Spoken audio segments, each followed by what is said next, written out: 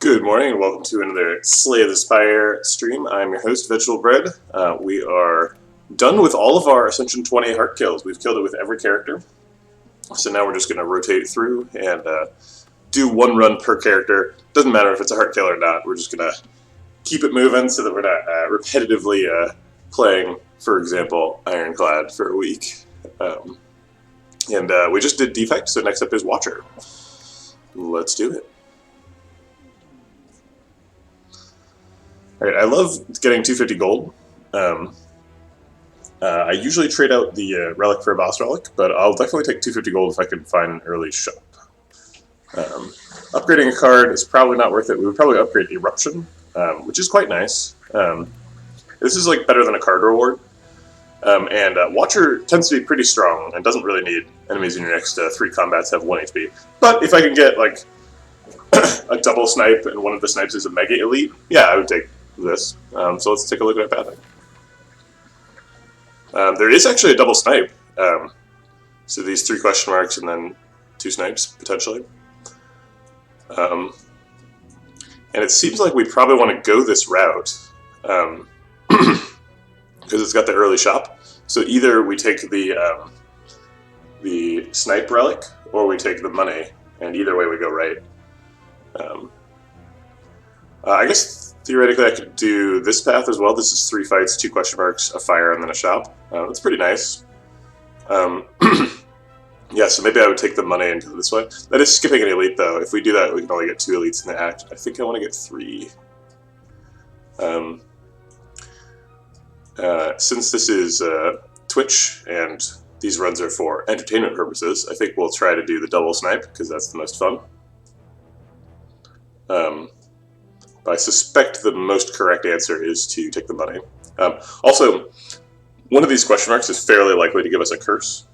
Whether it's the golden head or the serpent, we're decently likely to get like some money out of these or a curse that we can remove this shop. But I'm going to take the next 3 enemies have 1 HP, because that's fun.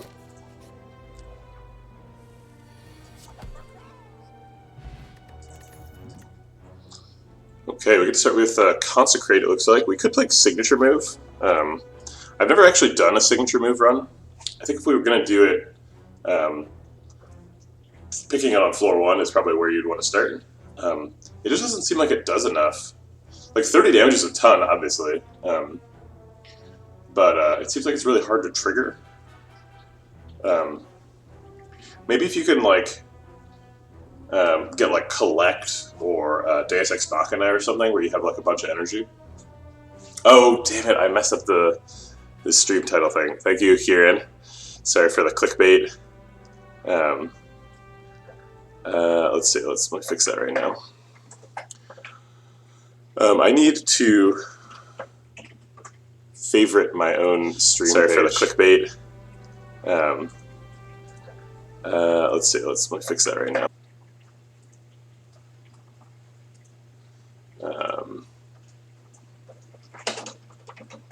Okay, and then we're going to edit this thing, and we're going to get a Watcher. Actually, let's just say we're rotating through Channelmans here now.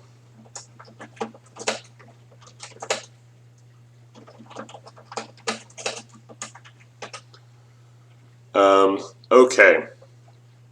All right. Now we're back to it. Okay. So it's floor 1, and we could take Signature Move, which is kind of interesting, which I was just talking about.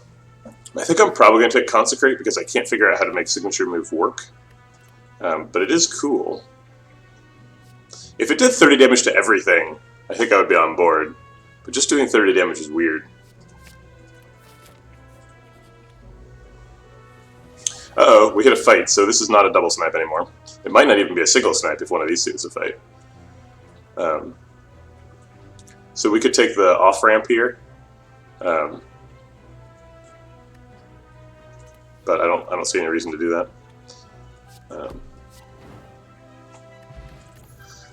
We take a second Consecrate. Sash Whip is also pretty good. I think I'll take Sash Whip. It's good against Gremlin Knob, and we're doing three hallway fights, so I'll take Sash Whip. I'll take the gold. We're about to hit a shop, so yeah. And here's the golden idol that I was talking about. So I think we'll take the curse. We're still on floor 4, so we're super early. And we're about to go to a shop. So if we take a curse and remove it, that's fine.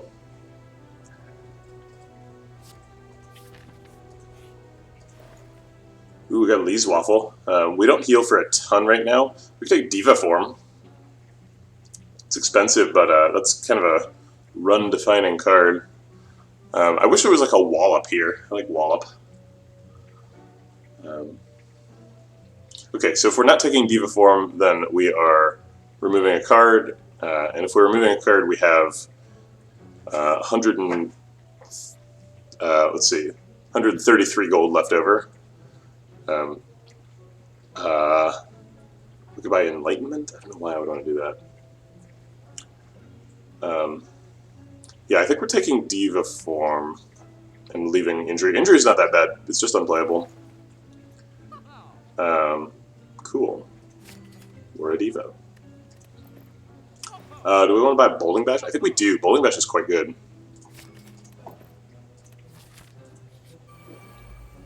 Yeah, here's why Bowling Bash is good, right? Kapow! Tori is excellent. There's Collect. I was talking about Collect, but I didn't do the thing that was good with Collect, which was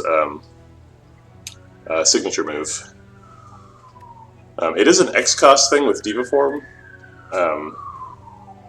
but I'm pretty skeptical of whether that's good. It's really bad against Gremlin Knob. I think we just take a Protect. Protect is like actually pretty good against Gremlin Knob, which is pretty rare for a skill. I don't think we want to upgrade Diva Form yet. We mostly don't play Diva Form in Act 1. We'll play it against Lagavulin for sure, but we don't need it upgraded to play against Lagavulin. I think we should upgrade Sash Whip. Get 2 copies a week. It's best against Gremlin Knob. And here he is, the man himself. I think we're going to use the Swift Potion here. We only get to spend 2 energy without it, so... we could play Diva Form right now. We would get 4 energy next turn and then 5 energy the turn after that. We don't really have enough draw to make that do anything. It is kind of neat, though. We already have 4 energy next turn if we don't play Diva Form because of Miracle. Let's see, so we're going to draw these cards over 2 turns. I guess that the worst ordering is we draw, like, all the cards I want to play next turn, so it's like Eruption, Bowling Bash, Sash Whip next turn, and 2 strikes, and then I can't play them all. That does cost a lot. It costs 6, but I only get 4 either way, so I'm not really helping myself out. I'm just missing a strike, so I'm going to just strike. Keep the Miracle. And it didn't happen. How weird.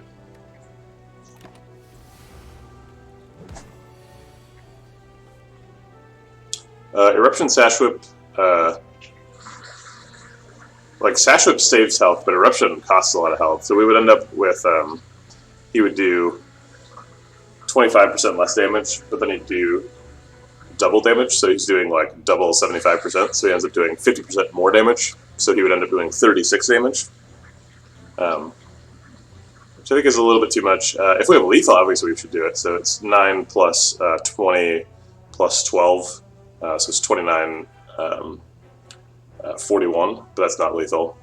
So I think we just Sash Whip Strike and pass.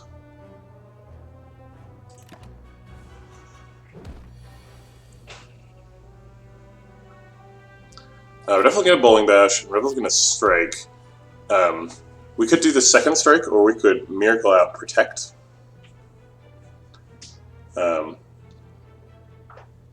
Let's see. We're going to have these cards and 1 extra next turn. Those cards do 11 damage. So we're kind of in trouble if that's all we've got. I think let's just Strike, and then if we need to Protect next turn, we'll have some protection. We do need to Protect because this is not lethal. So we're kind of waiting on Eruption to get lethal here. So we just need to block for as much as we can here. We're always going to consecrate. We're going to protect, and I think that's enough. Because we're blocked out now. Okay. So we'll just put him down to 12. And take an absolute ton of damage from Gremlin Nub. We took like 60 damage that fight. Alpha? We're going to go to this fire, so we're not dead. I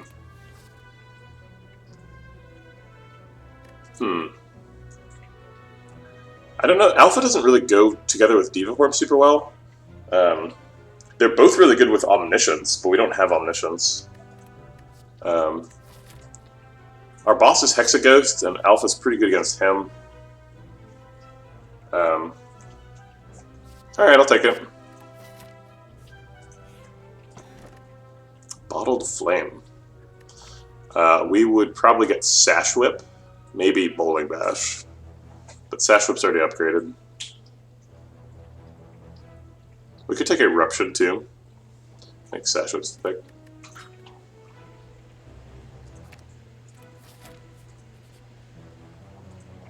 Okay, he can't stab us. Oh, apparently we get Bowling Bash involuntarily. We're not going to take a chance on Parasite. Apparently there's 2 copies of Parasite, so we'll just nope out. Alright, to rest up and take one more Elite. This one can't be Gremlin Nub. Hopefully it's Lagavulin. We get turn 1 Diva Form, that's nice. Let's see, what else do we want to develop? Oh, we want to develop Alpha for sure. Hopefully we get Alpha this turn. Nope. We could wake him up with Eruption Strike, but that doesn't seem right. We want to wait for Alpha. We didn't get Alpha. And we can't shuffle a card into this deck, so we're going to get Alpha and shuffle on the same turn. So that's pretty lame. Upgraded Alpha is innate or something? How do you actually make this work? Yeah, it is innate. Okay. So we have to wake him up. We can just play all these cards, so let's do that. Well, at least by the time we find Omega, we'll have plenty of energy to play it.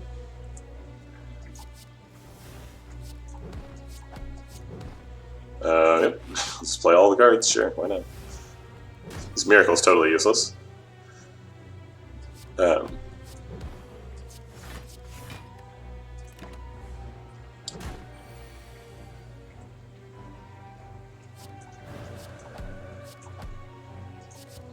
It's a race to see if Omega kills him or a strike first. It looks like a strike. I guess I'll let Omega do it. Reach Heaven is pretty good. Against Hexaghost.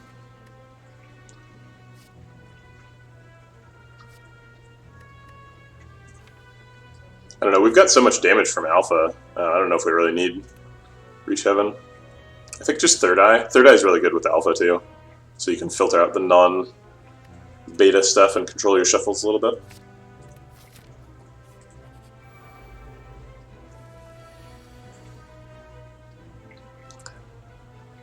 We can, let's see, I guess we just, we can Eruption Vigilance? I guess we can Vigilance Eruption, let's see, and then Third Eye, so we would block for 15 and take 1. And then we break both. And get to Scry. I guess that's what we want to do. Alternately, we could just take 1 and break 1 of them. Yeah, I would rather break both than 1, right? And then I get to be Interruption.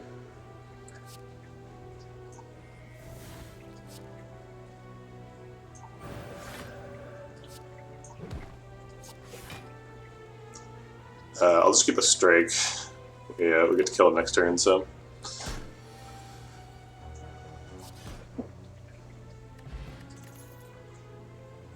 Perseverance is really nice, trying to set up Alpha and Diva Form and stuff. I like being able to block on command.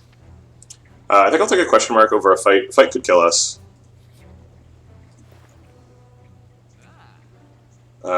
Interesting. I don't know what I would do with Clockwork Souvenir, but it's usually pretty good. It also spends my money really efficiently. I guess not as efficiently as Damaru, which spends it all exactly. Nirvana is also cool. We got some scrying with Third Eye, so we could build around that. Mostly we're just trying to block while Alpha gets set up. So maybe we do pick like Nirvana, Block Potion, card remove or something.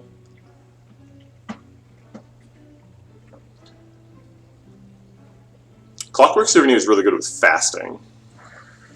That's like the best thing to do with Clockwork Souvenir as Watcher. And fasting is really good. Like, I would rather have 3 decks than whenever I scry gain 3 block, right?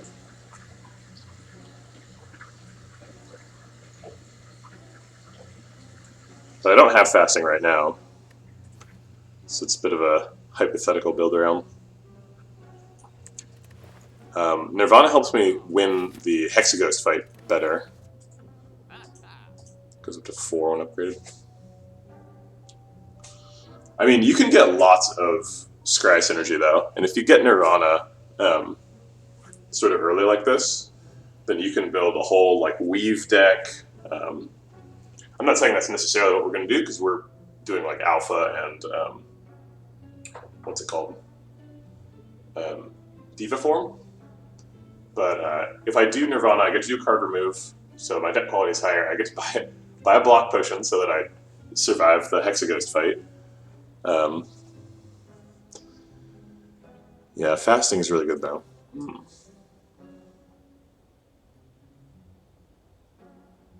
Also, it's just like sometimes this makes you dodge the like the chosen effect where you get hexed. Sometimes it makes you dodge people who make you vulnerable, like slavers. It's a really good relic. But I do like the scry scaling. I'm really torn. I think I'm going to pick scry scaling. We're trying to win with Alpha, so scrying a lot makes that happen, and blocks for me while I'm trying to get that to happen. Do I get to buy a block potion? No. I can't do both of those. It is too expensive by 3.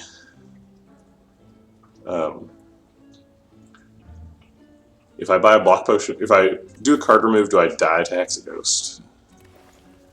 What would I be smithing? Probably Alpha. I need to get that set up pronto. I think I'll probably survive.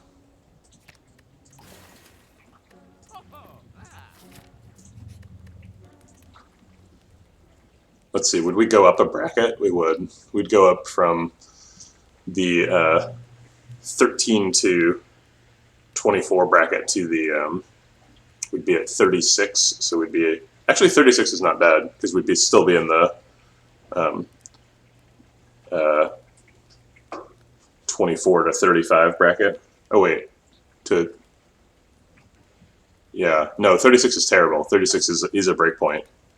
So yeah, let's smith up. And get Alpha. Alright, we need Alpha more than we need Deus Ex, or Diva form this fight. Pretty good start. We get to keep Protect and Perseverance. Should be able to block out next turn.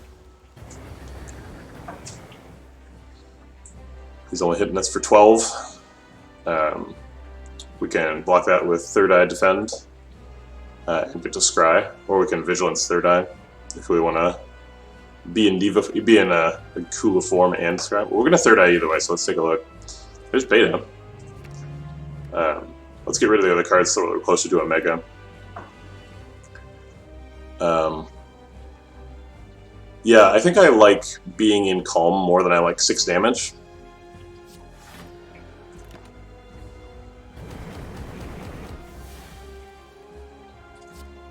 Alright. We have Beta. We're missing Diva form this fight now, but that's okay. We have to burn Perseverance here, or else we take 6 damage. Do we also want to Miracle out Nirvana? We don't have any scrying next turn, so Nirvana is not immediately useful. It's really only good with Third Eye.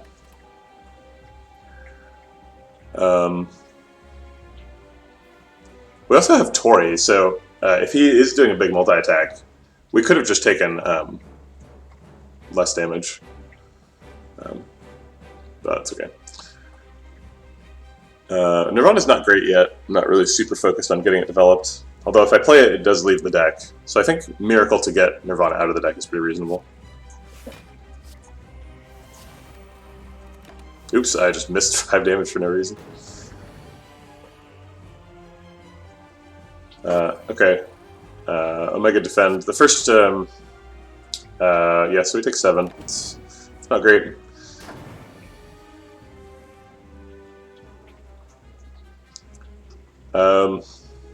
Man, I hate to spend Perseverance on these like silly little turns.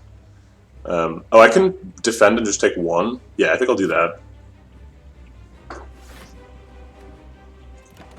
Save Perseverance for when it matters more.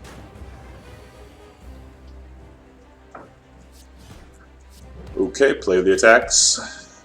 Yeah, missing that 6 damage earlier did not matter because he's going to die in 3 turns to Omega no matter what I do, pretty much.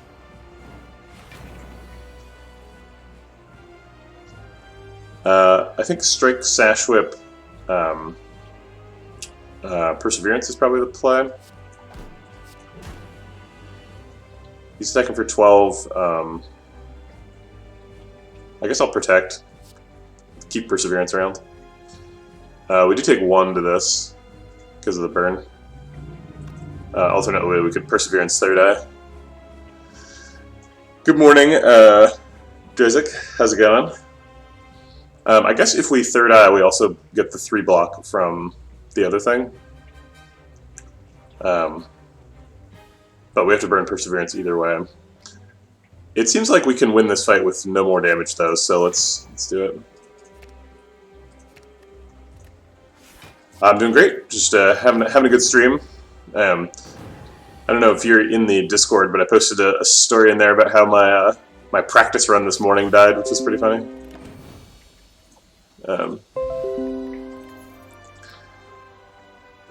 Conjure Blade is great with Diva Form, and Master Reality is good with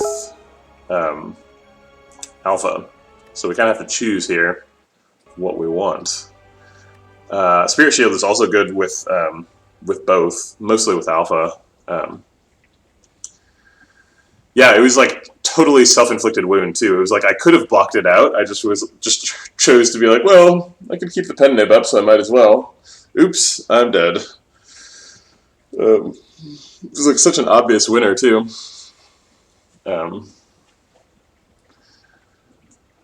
Okay, what's the decision? Okay, so it's Master Reality versus Conjure Blade versus Spirit Shield. I like Spirit Shield the best. I think this is the best card. With Conjure Blade as the second.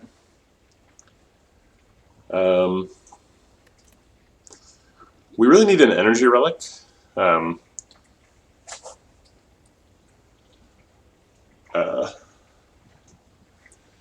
Yeah, well then you get to watch on stream and learn. When I first started streaming, I was doing just Watcher. Like that was my first I don't know 20 streams or something was just climbing Watcher Ascensions. Yeah, you know, Drezik, I saw you kill the Time Lord to get. I think that was Ascension 3. I was watching you. Yeah, isn't that sad? It was so funny because I was like, it's so cool that my buffer blocks for 180. Oops. Dead. Okay, so back to this. If we take Master Reality and upgrade it, it becomes innate? No, it costs 0. It would be cool if it became innate because then we could play it and Alpha on the same turn. I forget what... I think that Beta makes the Omega go... Beta Plus makes Omega go on top of the deck. I guess you have to look it up. There's no easier way to find it through the UI.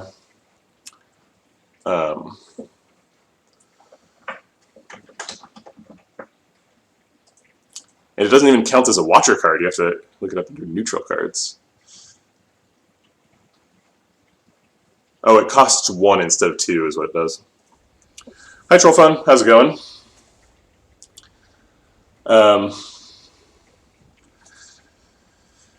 That's fine. What other cards like generate stuff? There's the like Deceive Reality and stuff that generates cards. I don't know. Master Reality is generally kind of underwhelming because it doesn't either attack or block. So maybe we should take the card that blocks because our damage is already kind of solved by Alpha. And take Spirit Shield. Spirit Shield is always just like a little bit underwhelming. I'm always a little bit sad to pick it. It's really great if we get like Snecko Eye though, and we definitely want to pick Snecko Eye because we have Diva Form.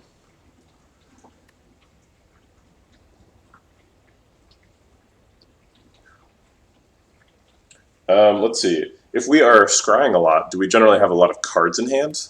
You can end up with like an extra weave in your hand, or an extra couple of weaves with Spirit, and use them to proc Spirit Shield. I think I like that enough. I mean, Spirit Shield's a great card, so like we'll just pick it. So I think Coffee Dripper and Philosopher's Stone, the downsides are both 2 negative, and Black Star is massively better than Skip, so we're definitely not skipping. But I don't think we can pick either Philosopher's Stone or Coffee Dripper, so I think we're forced into Black Star here. Can we pick Philosopher's Stone? I don't think we have enough block to like, you know, because for example, the Heart does 15 extra damage per 3 turns. I guess 16 because he hits the other one. And then Coffee Dripper no longer being able to rest is pretty rough, especially considering we're 8. I mean, we're going to get the end of the act heal, but still, not being able to rest is, I think, death. Oh my god, did you really get Tori plus Tungsten Rod? I guess this run could do it. We have Tori. Tori plus Tungsten Rod is so gross. I love it. He will scale up eventually, though. He'll hit you for 8 times 15. It's possible for him to get like 15 times 15 or whatever. He gets like plus 10 strength if you wait long enough. Yeah, so I guess Black Star is the pick here. I'm not wild about it, but I really, really wanted an Energy Relic there. But both of the ones we were offered were bad decisions.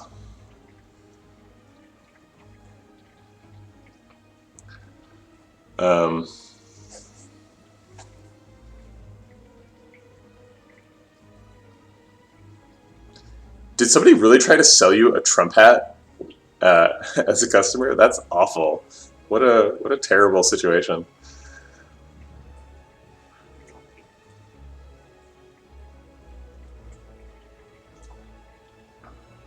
We can take a 4 elite path. Oh no, it's only 3. I don't know if we're good enough at elites though, because like we take a long time to get set up, and like Book of Stabbing doesn't. Slavers don't. They just hit you right away. So maybe we're trying to dodge elites a little bit while we set our defenses up. So then I guess we're looking for fires. Yeah, we can get 3 extra fires on the right and still get a late elite. Let's start out with this right path, and then after this question mark, if we feel strong enough, we can go fight this elite and then do the fire. And if we don't feel strong, we can dodge it. I guess we could do the same thing over here. Oh no, if we go over here, we can't ever take the elite.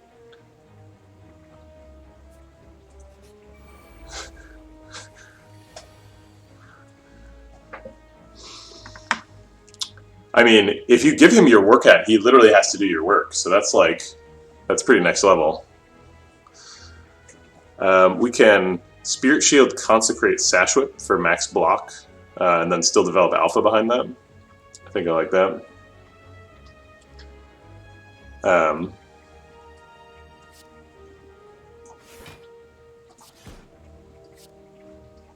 We'll Sash Whip the Mugger. He does a little bit more damage, although it's on his like 3rd attack, so it doesn't actually matter for in the context of the week that I'm applying. And I think we still need to get Alpha down more than Nirvana.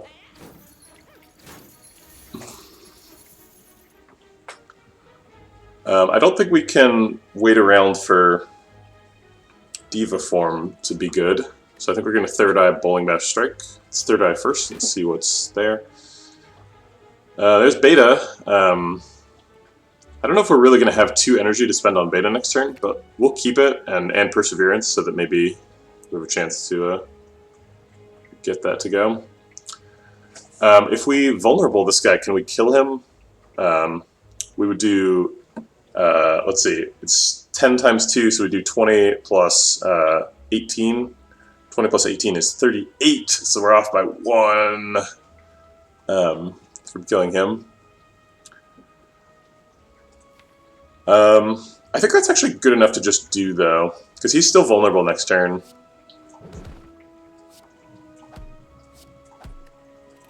I mean, it doesn't matter if he's vulnerable because he's 1, so any damage kills him. Apparently I picked the wrong guy.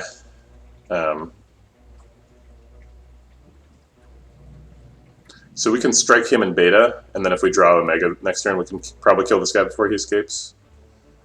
Alternately, we can Eruption on the back guy and then strike the front guy and do 12.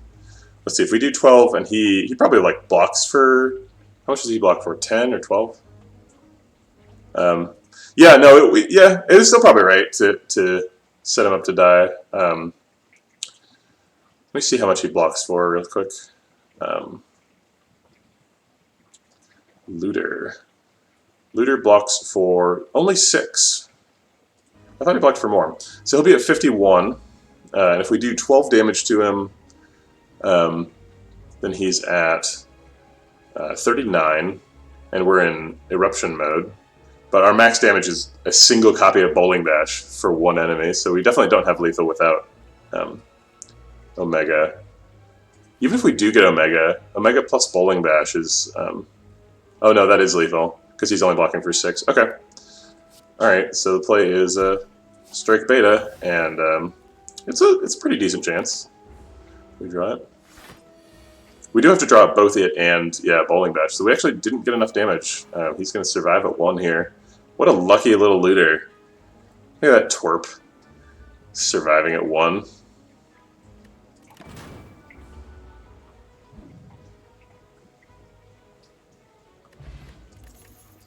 At least I get a smoke bomb out of it, I guess.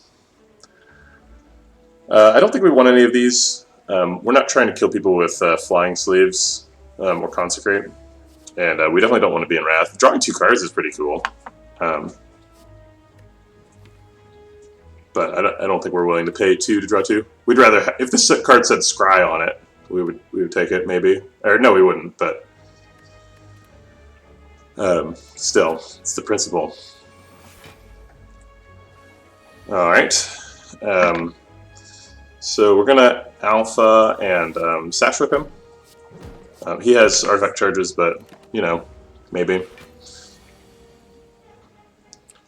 Spirit Shield blocks out. I don't see any reason to go into Eruption here, so we'll just Spirit Shield.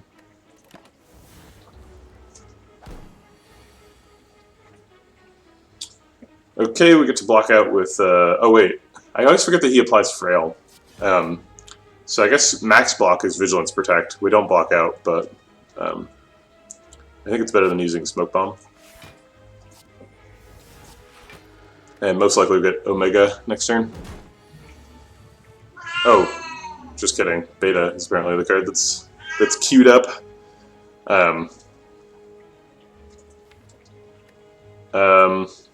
So he's attacking for 11. We can...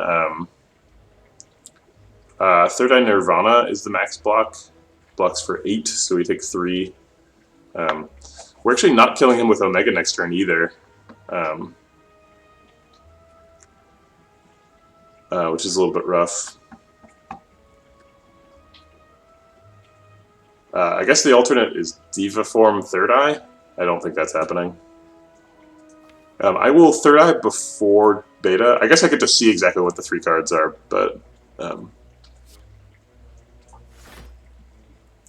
I'll keep the defensive ones who need to block for 22 next turn. Oh wait, I was not supposed to do it before Nirvana. That was incorrect.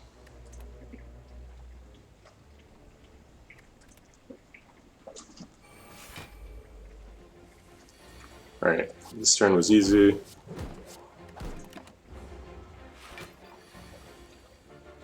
So it was this turn. This turn kind of sucked.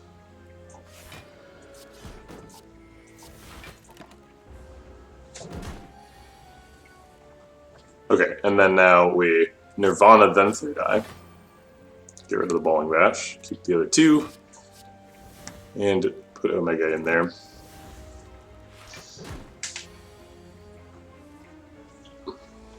Yeah, I don't think we can even afford to Omega right now.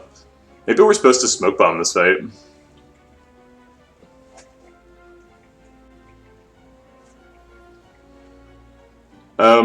I like them all. I think they're all like really well designed. I think probably my least favorite from a design perspective is Silent.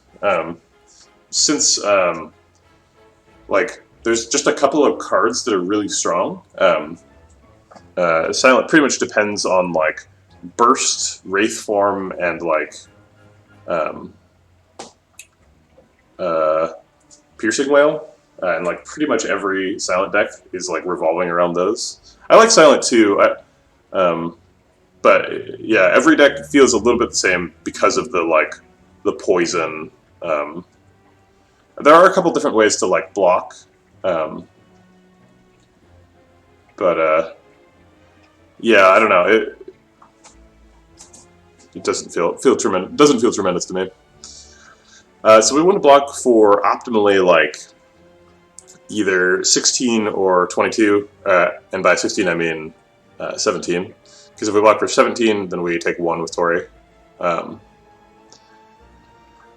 can block for 17 by blocking for 6 plus Spirit Shield.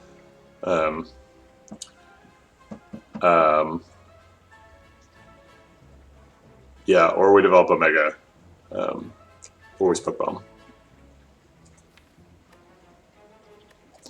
I think I'm going to block. I can save the Perseverance, so I will. Oh my gosh. Okay, alright, we're Smoke Bombing. This fight's too hard. Wow, everyone came to Silent's defense. I'm not saying I don't like Silent. I enjoy the design of Silent. I like playing Silent. I just think the runs end up being a little bit reductive. I don't feel like you have as many options for Silent as you do for, like, for example, Ironclad. For Ironclad, it's like, are you a strength scaling deck that heals back up with Reaper? Are you like a weird Ghost Silent that like tries to block? There's lots of fun ways to do it. We definitely need to remove a card. I think we're probably going to go left. We're not feeling super strong. We just like wasted a Smoke Bomb on kind of a nothing hallway fight. So the alarm bells are ringing a little bit, and I think we need to dodge this elite. Okay, now we get to become a vampire if we want. We don't lose any current HP. We did remove a bunch of strikes, so it feels a little bit bad to go back up to 5 bites. But bites are quite a bit better than strikes, so I am not against it.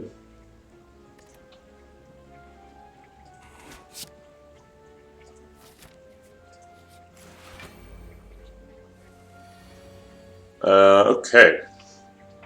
We can block her a little bit with Sash Whip, or we could if we had any other attacks, but we don't, despite the fact that we just became a vampire. Have a bunch of extra attacks. We have Nirvana, but nothing but Scries.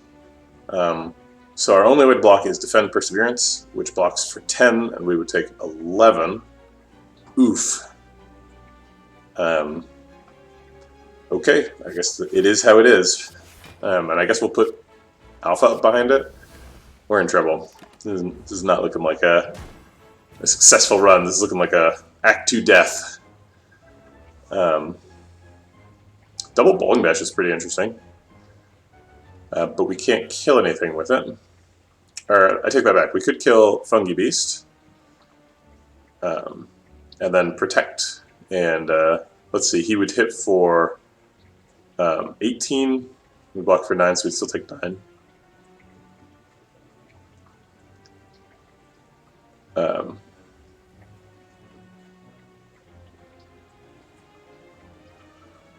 Sorry, I'm just reading Mint Chocolate Chip Dublin's amazing silent run. What was pre-beta hovering kite? I don't remember them changing it. Oh wait, I do remember them changing hovering kite. What was it before? I don't remember.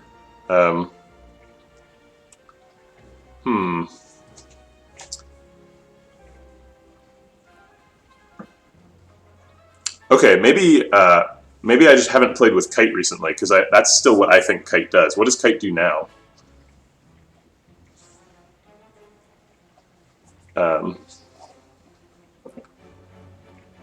Okay, so either we're bowling bashing twice to kill the fungi beast, or we're like, oh yeah, it's way better now. Oh my gosh. Also, how's it going, Doof? It is something you unlock. It's something I think you unlock it when you let's see, how do you unlock it? Yeah, you have to like win or get to Ascension 20 or something, kill the heart. I'm not really sure. Maybe you just have to win with all characters. It's been a while, so I don't really remember. Beating the heart, okay.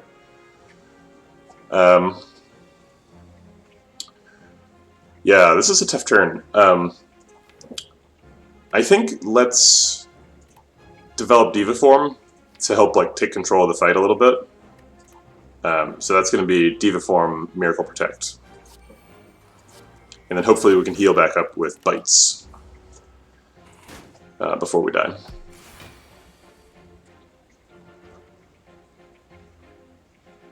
We can Spirit Shield Vigilance is our max block. So we block for 15 and take 12 and die.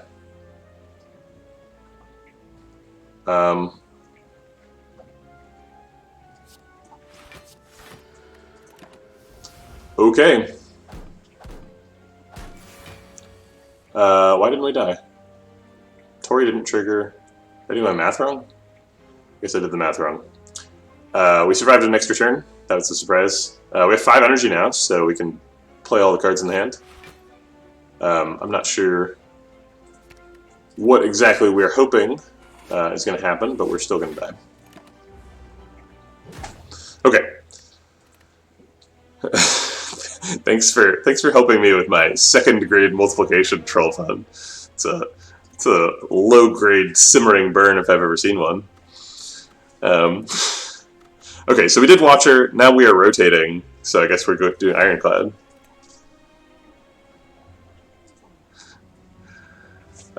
Ooh, we can take 250 gold for a curse. Oh my goodness. That's probably. I think this is my favorite Niao benefit. Maybe take a curse for a rare relic is better, but 250 gold is pretty spicy. Upgrade a card, we would probably take Bash. We're never trading out Boss Relic for Ironclad. That's crazy. And next 3 enemies have 1 HP is totally unnecessary on Ironclad because you like heal off of them. So we have to go to an early shop, but it looks like we want to do that anyway. We can either go to this shop or that shop, and then go to these fires, fight this elite. Actually, if we fight that elite, we can't get 3. The only way to get 3 though is to fight the Mega Elite, and I'm not going to do that because you have to skip a fire and fight a Mega Elite to do that. No good. I think we'll do this elite because we get an extra fire, whereas if we go over here, we have to skip the fire. Okay, so which shop do we want to hit? Probably this one. They both have a question mark before it, so you could get like Serpent or something. But this one, we only have to carry the curse through 1 floor. I guess we can see what the curse is and then decide. Injury, that's fine. We might not even need to remove injury. Injury is not a big deal. Is the...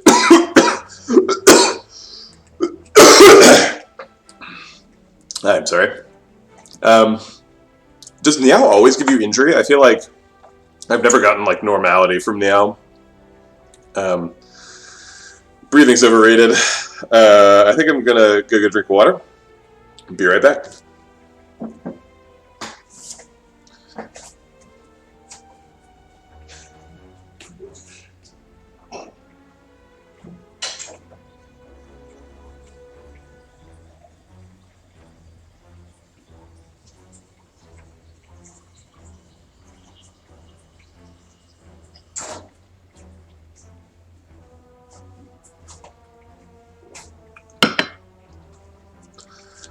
I really appreciate Doofmaster's comment. Don't die on stream, you'll probably get banned. I appreciate it not because it's funny, but it is.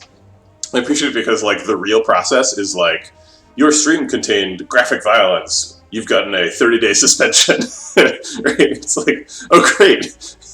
I just have to wait a month and then I can start streaming again. Oh wait, I'm dead. Cool. Yeah, so I guess he can give you normality. It seems like he's always, I don't know, I've never gotten normality from him, but I can imagine that being quite negative.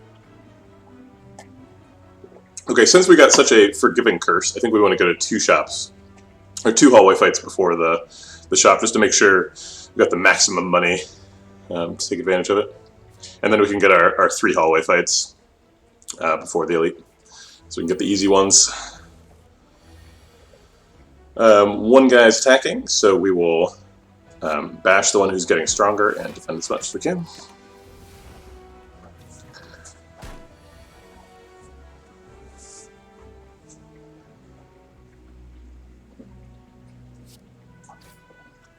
We can kill that Louse and block out the other one, so I guess we should do that. Probably don't need to take any more damage in the fight. I say any more damage, but I think I only took like 2 so far. That was wrong, clearly, because I could have done more damage, but it's lethal anyway. Okay, already almost back to full health. Searing Blow. I think I'll take Searing Blow. It's not a terrible card, just like it's 2 mana, deal 12 damage is like pretty decent. You know, if you upgrade it once, it does 16. I wish you could like keep clicking the view upgrade button and it would keep going up and up and up. I mean, you know, we have to fight Ironclad soon, so I guess I'll take Searing Blow. Yeah, sometimes normality is actually not too bad from Meow specifically. Like, usually you can be like, okay, I guess I have to bash defend this turn because I have normality in hand. But normality is really just like a disaster on late game characters. There's no way to prevent ourselves from taking damage this turn. We can either bash strike the front guy and take 12, or we can double defend strike the front guy and take 8. 8 is less than 12, so I think I'll take 8.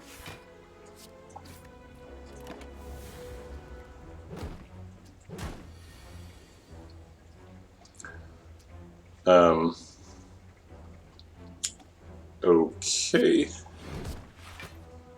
Taking 7 more. Was that greedy? I don't know. I don't think so. Just trying to minimize the damage in the fight. Gross. Oh wait, we got him. Right? Let's see, 6 plus, no, it would be 12. This is 13, that's enough. Okay. Searing Blow, rescuing us from taking more damage. Clothesline is kind of like Searing Blow, so like, if this ends up being like a Snecko Eye deck, those would both be really good. Or if we get like Necronomicon. Clothesline also blocks for a little bit against Gremlin Knob. It is a little bit concerning to have 3 2-mana attacks in the deck, or 2 energy. They never tell you what the name of the resource is per character, so it's like, it's clearly different because it's represented by a different icon for different characters, but it isn't clear at all what it is. I guess the most ironclad name for it would be like effort, or like attention or something. Sweat. Yeah, mana's easy. Do they call it energy? I guess there are like energy manipulation cards. And so yeah, so like Seeing Red would have it on it, right? So it probably is just energy. Anger Juice, roar! You have to spend 2 screams to place Clothesline.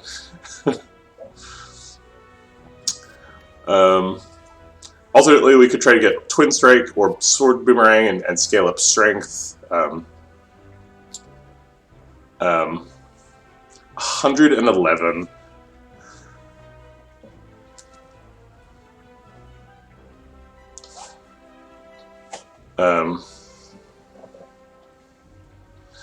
I don't think the upgrade 2 random attacks can hit the same thing twice. I could be wrong, but I've definitely never been in that situation, but I would expect that that is not how that works.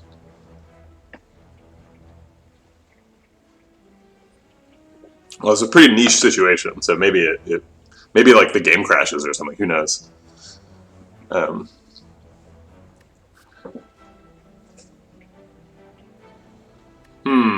I like Sword Boomerang. Sword Boomerang is kind of meh against sentries, though.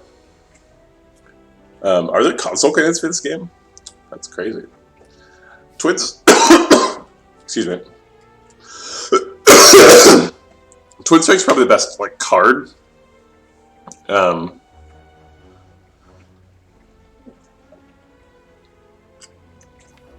the only theme this deck has right now is Searing Blow. So I guess I'll take Clothesline for potential cross synergies as described. I'll take the question mark so that I'm not fighting a fourth fight here. Golden Forest Store, okay. Frozen Egg jumps right out. Charon's Ashes is also insane.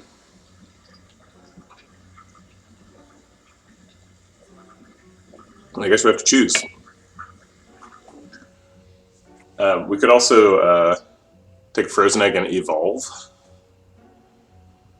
We could Prismatic Shard for the memes.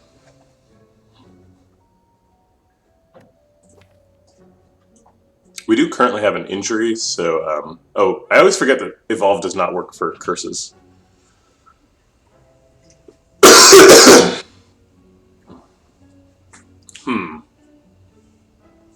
Do you just get it by pressing like the tilde button or something?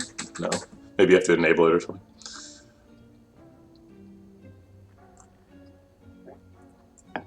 Yeah, if we could do Prismatic Shard and Frozen Egg, we could get some really nuts combos. But we could also end up with like an upgraded Mental Fortress in our deck for no reason, right? Like, there's a bunch of really garbage stuff too.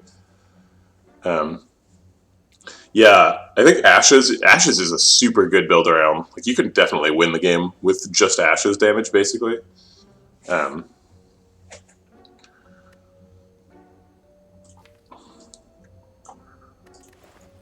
But Frozen Egg is really good, and it's also like significantly cheaper here.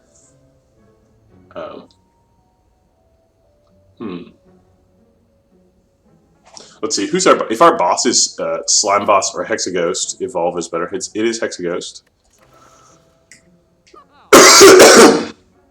So if we pick Evolve, we get to draw a bunch of cards. Yeah, it's really hard to avoid picking Frozen Egg. Like, Charon's Ashes is neat, but like you have to find some specific cards for it to be good. I guess the same thing is technically true of Frozen Egg. You have to find powers for it to be good. But like, come on, like you're gonna get like a demon form and have it upgraded. Like that just saves you an upgrade, and then you could use that upgrade on Searing Blow. We can get Searing Blow up to +11 and still have upgraded powers. Yeah, I think we'll take the chance at an upgraded Evolve. An upgraded Evolve gives us like really good like wild strikes and stuff too. And I really like that build in general. I did not see the magnetism. What is... Does magnetism upgrade do nothing? It makes the cost green, but it says it costs 1 even unupgraded. Oh, it's because it's upgraded even if I don't have the thing clicked. It must cost 2.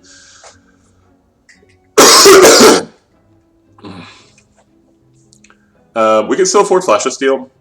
So it's kind of between Flash of Steel, Fruit Juice, and card remove. I guess theoretically I could take Power Potion too. And by 2 I mean as an alternate option. I think I like Flash of Steel better than Fruit Juice. Get a little bit extra damage.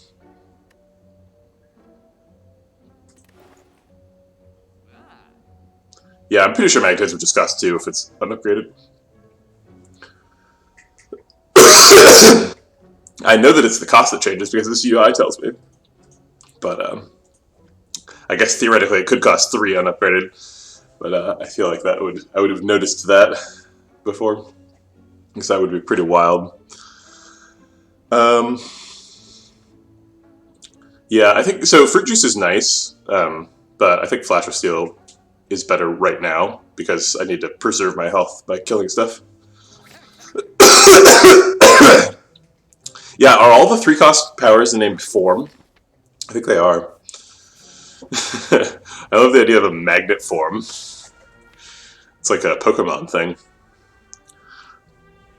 I don't think we need a golden idol here, and we already have a curse. I don't really want to be injured again. Although we do have some pretty expensive cards. A good point. Creative AI is not a form. It should be though. Creative form.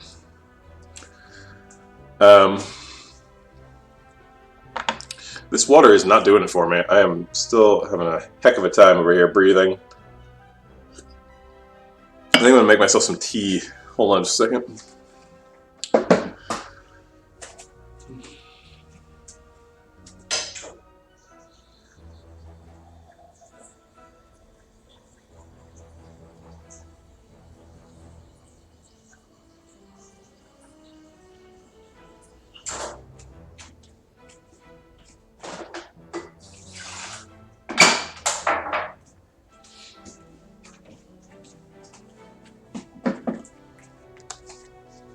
Yeah, it's a problem. I was sick for a couple of weeks. I had to stop streaming for a while, but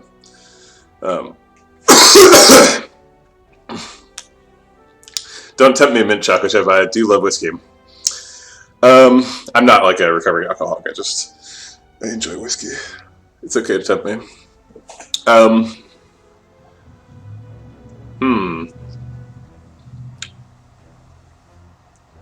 do like money. I like money quite a bit.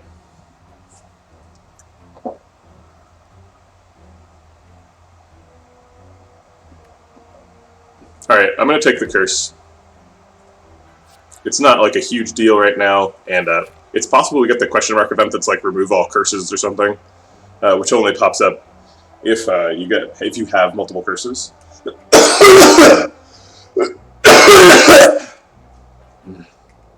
Jeez. And it's also possible we get like Voodoo Doll or something. Who knows?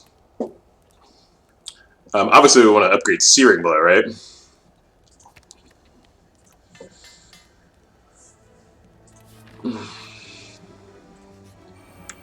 Alright, we got Sentries. So we prepared for this a little bit. We got that one AoE card. That's not true. We didn't prepare for this. We do have Evolve, though, so we're sort of implicitly ready.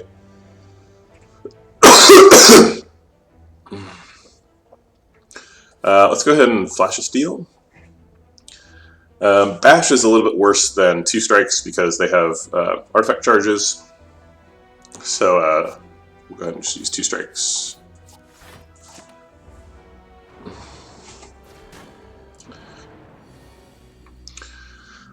We can't do anything cool, so I guess we'll just evolve Searing Blood Plus and take 20.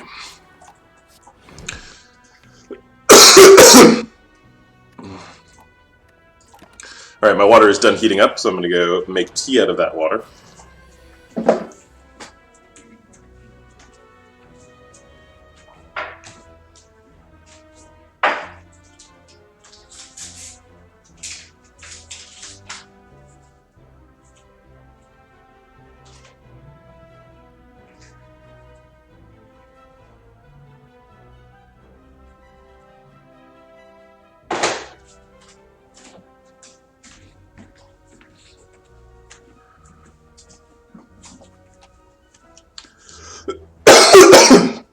Excuse me. Okay. Vegetable dead. Wow. We can clothesline and kill this guy. That's cool. But then we miss out on 5 defense. We definitely do want him to be dead, though. We're not. It doesn't really matter that much if he's shuffling curses or dazed because we have upgraded evolve.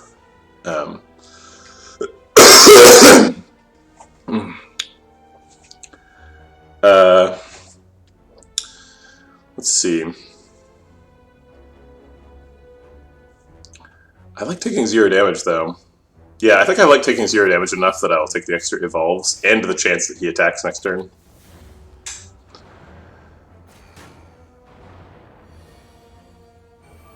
Full hand. Okay. Flash of Steel is not enough damage, but we did draw damage, so that's nice. We probably want to target the lower health one after this. So I guess we'll just double defend and Flash of Steel him. We'll Flash of Steel first to see if we draw something surprising. I was hoping for a Dazed, but no luck.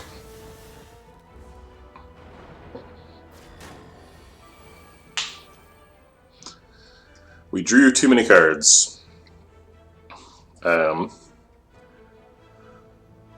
guess I'll strike Clothesline.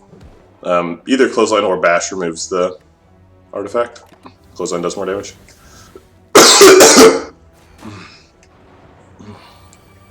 Quite a bit of chip damage coming through, and we've only managed to draw strikes. That's disappointing. Searing Blow does more damage than 2 strikes, so we'll use that.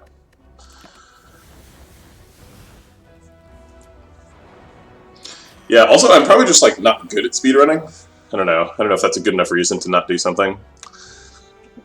We're gonna Flash of Steel, but we can draw Dazed. So we want to clear up some hand size before we do that.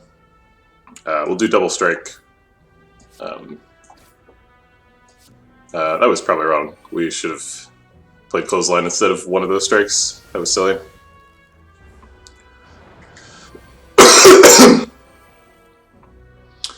Alright, so same deal here. We want to draw another defend. So we're going to play a strike and a Flash of Steel. We did it. We get to block out.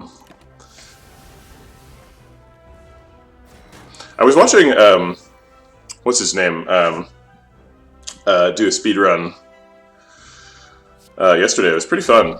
He was doing a speed run of low ascensions. He was going from 1 to 20 with the prismatic modifier.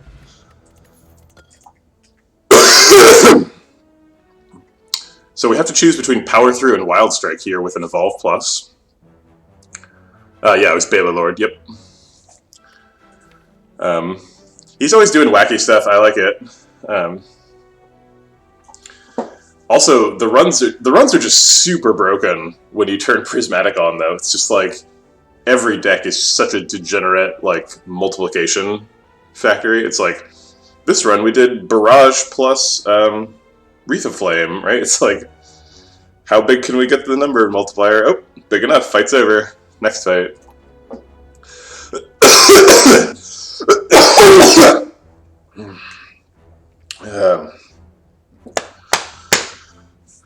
Okay, Power Through would be our first defensive card. And kind of matches the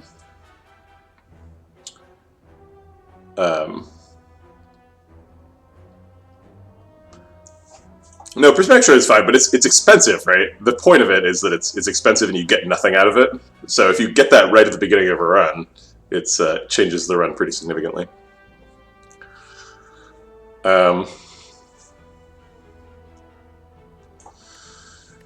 Let's see. So Wild Strike actually draws cards with Evolve, whereas Power Through doesn't draw cards until the next shuffle.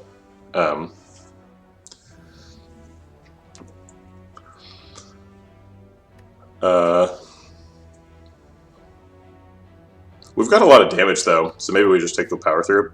I like Power Through quite a bit. Alright, let's grab it. Question mark or fight? We're kind of low on health, and I would like to take another elite. I don't think we are taking another elite. If this question mark heals us, we probably can, but that's the only way, so let's go for it. This isn't healing. We could take this and go to this this store. Oh wait, we already have like several curses. Maybe taking another curse is unwise. Yeah, I think I disagree with the snake here. So I think we care more about fires than elites, given our Searing Blow. Status, so I think we're going to skip this elite and take 2 fires. If we're going to skip this elite, I guess we'll go to this because we get an extra choice. But maybe we get something crazy from this this thing. Oh, it's true, we do get 2 fires. Okay, alright, I'll go here just in case this thing is so good that I want to fight this elite. White Beast Statue. Alright. What sort of potion are you hiding, cultist? Maybe he's got a cultist potion. That would make sense.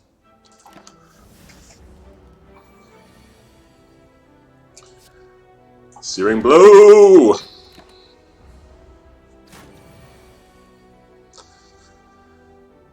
Let's see, we can... The max damage is Bash Strike? No, it's Clothesline Strike. Or I guess they do the same? No. Clothesline Strike does 1 more damage. So Clothesline Strike is 18, not enough. There's not really any point in developing Evolve, though. So I guess I'll just Clothesline Strike. Try and save that health. Regen Pot would be nice. I would appreciate that. Ooh, give me some. Strength Potion. That kind of makes sense. It tracks. Burning Pack makes a lot of sense. The deck has 2 curses and generates wounds. So something that says exhaust seems good. He would actually have to drink 5 cultist potions on the first turn to get the same level of benefit. It's kind of silly how much better cultists are than cultist potion. I think if you were gonna play Slay the Spire as a monster, if you start off as a cultist, you have a massive advantage. Could you imagine if like you just got 5 strength per turn? It'd be nuts. Yeah, so I think I'm taking Burning Pact. Ghostly Armor is also a consideration. I haven't taken any... I guess I took Power Through. Okay, alright. Take Burning Pact. Second Searing Blow, yeah, for the synergies. Ooh, we get a free card remove. I will remove an injury, please. Thank you very much. Alright, we definitely want the fire over a fight. Do we survive smithing here? We have to do a question mark in a fight or 2 question marks. Yeah, I mean, you know, we're an Ironclad. We heal after each fight. We've got a White Beast statue. We'll be fine. Are any of these upgrades better than Searing Blow? Clothesline is very nice. Get an extra weak. But I think the answer is no. I think Searing Blow reigns supreme.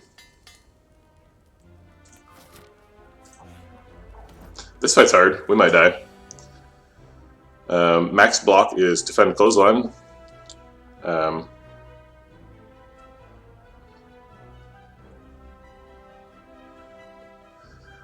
So I guess we'll do that. I think we're also going to strength pot, so that he doesn't kill us before we kill him.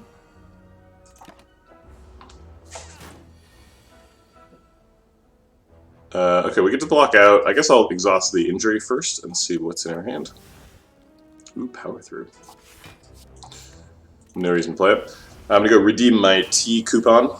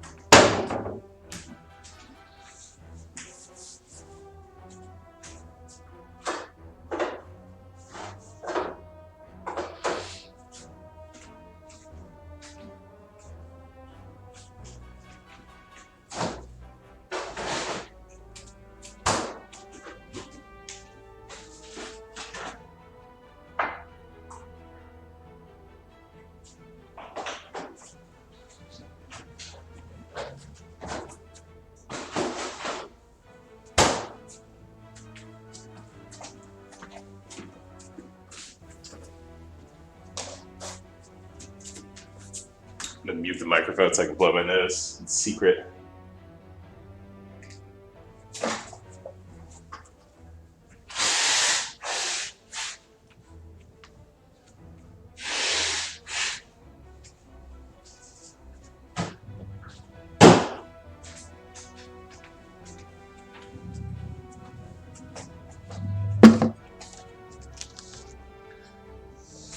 Twitch chat doesn't suspect a thing. What do they know? Okay. Searing Blow does a lot of damage. Searing Blow plus Flash Steel is lethal. Kablamo. Blood Potion's very nice. Offering is also quite nice, though. Do we want to gain health or lose it? Yeah, I think we take Offering, because it's a really good card. Paying health is kind of rough. Let's see, who's our boss here?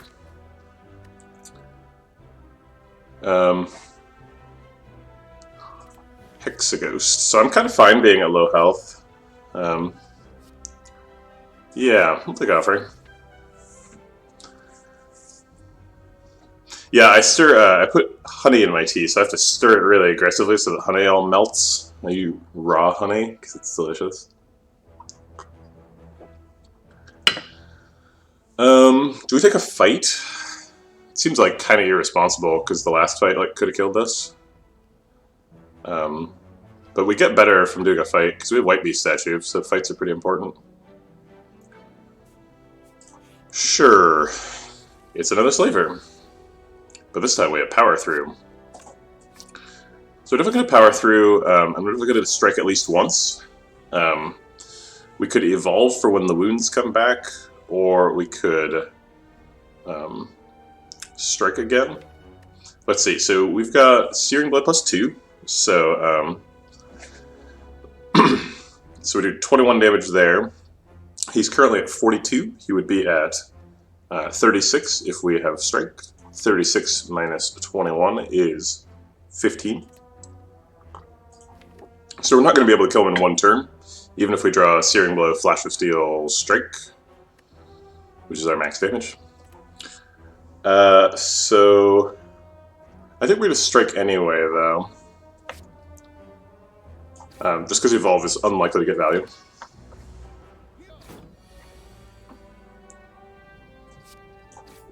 Flash Steel first, see what's up. We're probably going to play both defense, because we're super greedy. And then next turn is fairly likely to have Searing Blow Strike in it.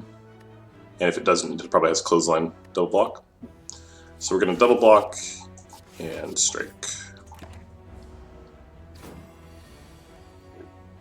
I think we probably want to start the boss at 24, which would be just winning this fight right now and then healing. But it looks like that's not an option, so we're going to have to Clothesline defend to block this turn, because we don't have lethal. Still almost blocking out. I mean, so Hexaghost breakpoints are a thing, and he does do more damage the more health you have, but the more health you have, the more likely you are to survive pretty much any fight. Unless you're at, like if you're at, 71, and you're considering, should I, spend a resource to get to 72 health? You definitely shouldn't, because, Hexaghost is going to hit you really hard on that, that second turn. But if you're at, 12 and you're considering, do I want to go to 20, you probably should. Well, actually, sorry, that's a bad example. But if you're at 20 and you're considering whether you should go to 30, you should. Because 30 is just a way higher number than 20. And, you'll probably block most of his attack on turn 2 anyway. I don't think we can pick any of these cards. We do have Power Through, so maybe we should pick Body Slam. But Body Slam really needs an upgrade, and most of our upgrades are going into Searing Blow.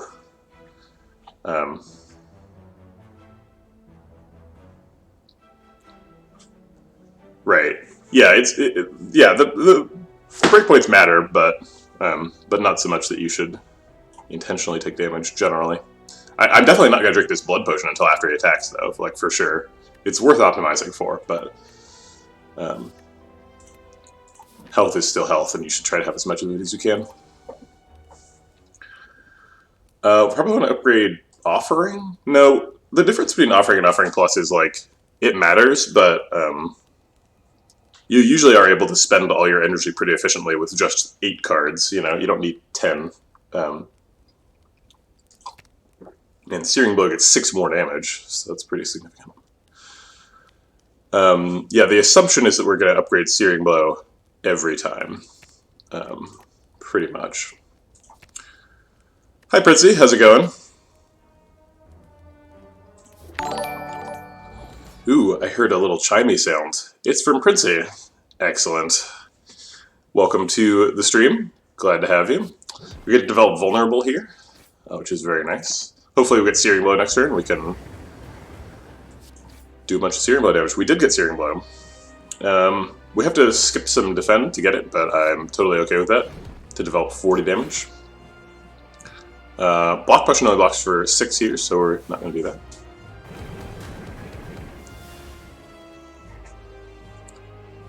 We have power through Burning Pact, but we already have something to exhaust. So let's go ahead and exhaust that first.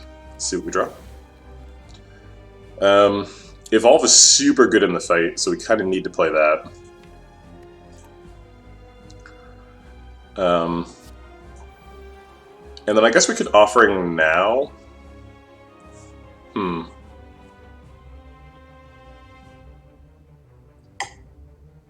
No, I'll just power through now. The 2 wounds are bad, but it's not, like, super bad, and we are at 15. So, it's kind of important to not take damage. I'll save Offering for later. Yeah, I mean, Bash has a good upgrade, right? Like, both Bash and Clothesline have pretty similar upgrades. Because getting that extra stack, like, really changes how the card behaves. But Searing Blow gets 6 extra damage, and now it's doing 27, so we're pretty much playing it every time we see it. And it only gets better the more you upgrade it. It is a bit of a trap, though, so, you know, at some point we need to, like, pull out of that dive. But that point's not yet. We get to burn exhaust a burn here, or we can Clothesline block. Or we can, like, double block. Yeah, I guess exhaust a burn and double block is the sort of, like... I mean, the marginal value of each upgrade is higher each time you upgrade it, right? So, like, last time we upgraded it, it upgraded for 6. Next time it upgrades for 7.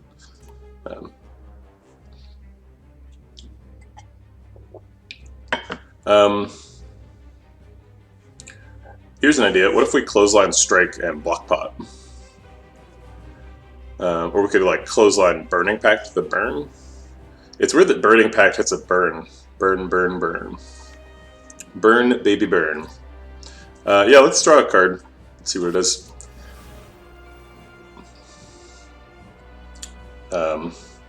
Evolve plus. Alright, I'm pretty happy about just blocking out. We're getting most of our damage from Searing Blow, so... And there it is. Okay, so now we get to Offering and then Bash and Searing Blow on the same turn. And we get to block out with Power Through. Or, actually, we can just block out with Defend. We take a little bit from the burn. We're probably going to have to Blood Potion this fight.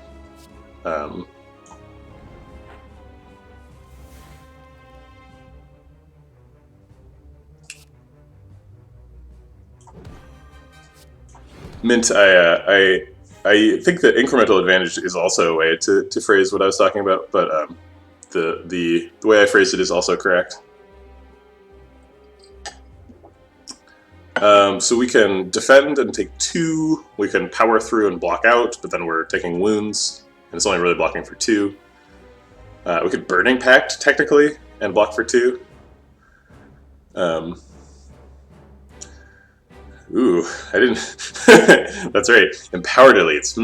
I think we should just, like, hard pivot this channel, and instead of being a Slay the Spire channel, this should just be entirely grammatical pedantry. And we'll get all the viewers. I am making a game, so I haven't really showed anything about the game yet on stream, because I'm mostly just building technology, and there's not really any point in having people watch me, like, type code. Although if people are interested in that, I did go to a game developer meetup on Tuesday, and one of the people there, who is now a follower, which you all could be too,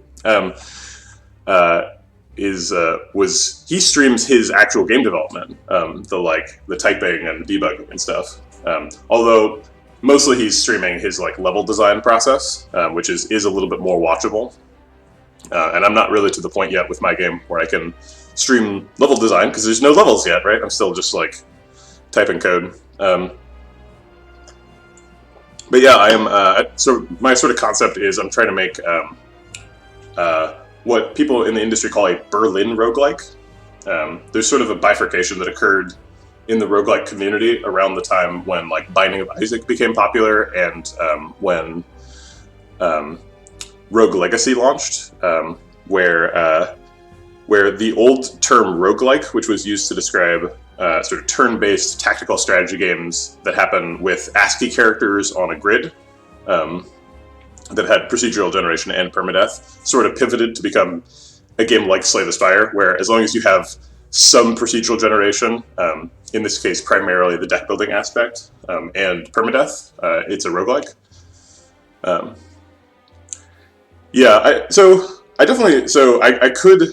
The main downside for me of streaming coding is that I would be very distracted by the process of describing what I'm doing. So I would be much less productive. And I tend to sort of walk around and mutter to myself while I'm programming, which is, I think probably not a great topic for a stream. I am using C# to answer Princey's question, and Unity. So I'm using pretty standard technology pipeline for one-person indie studios. Okay, I think I'm pretty okay taking 2 here. We are going a little bit slow, so we need to make sure we get there in time.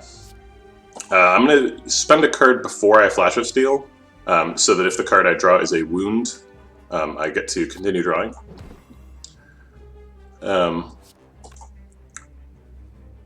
If I play a strike, then I'm guaranteed to not be able to play whatever I draw. But I'm pretty much already not guaranteed to not be able to play whatever I draw. So I guess I don't care. Okay, fine.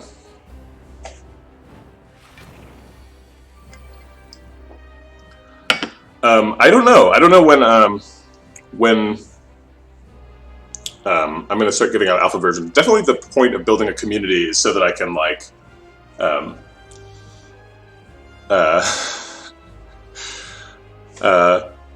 the point of building a community is so that I can distribute alpha versions and get feedback. That's actually really useful for me.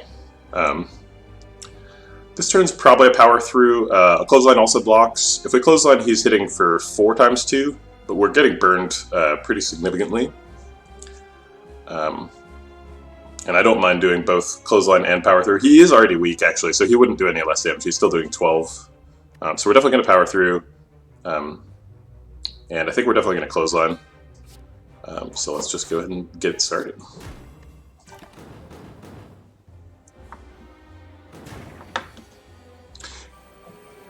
Yeah, I mean, it's I think that,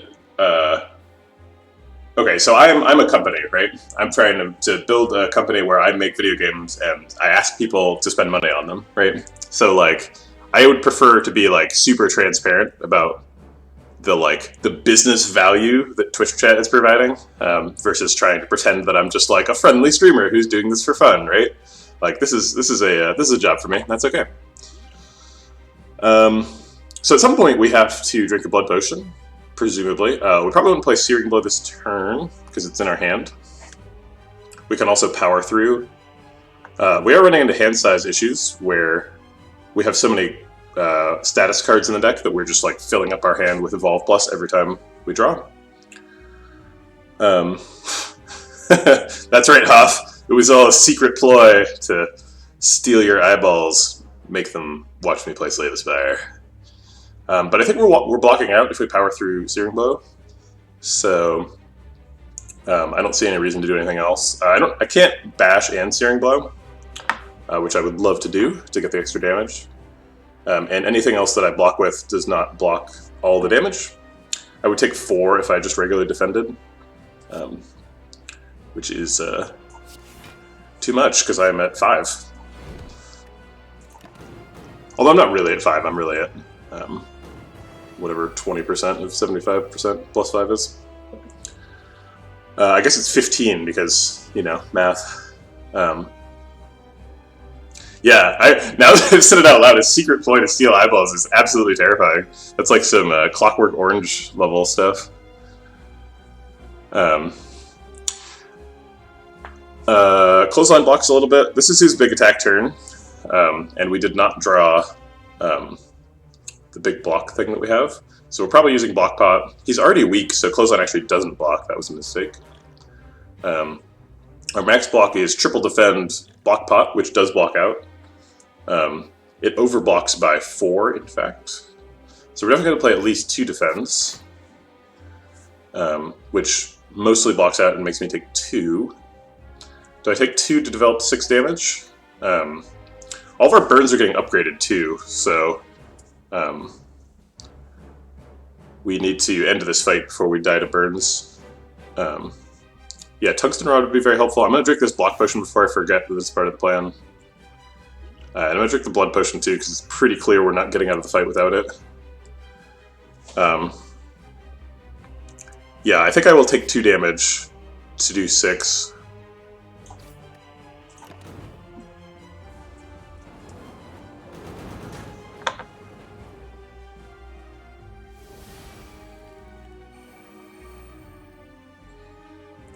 Alright, our only block is Power Through, which way overblocks. I'm going to flash a seal without making room in the hand. Actually, I guess I will make 1 card worth of room in the hand to Flash of Steel. Yeah, we just got an extra... Well, I guess we did get what we wanted, which was defend. I think we power through anyway. We have a ton of burn pluses, so we're taking 12 damage plus the 9, so we're taking 21. So even if we do power through, we're still taking 5 damage. So let's go ahead and strike as well.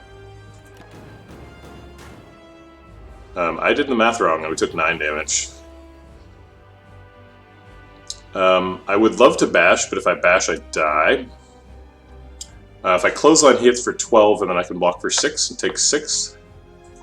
This is looking like a loss. How do we turn this around? I mean, clothesline blocks and does damage, so we need to play that. Uh-oh, that's a lot of burns. We got Searing Blow, but it's not enough.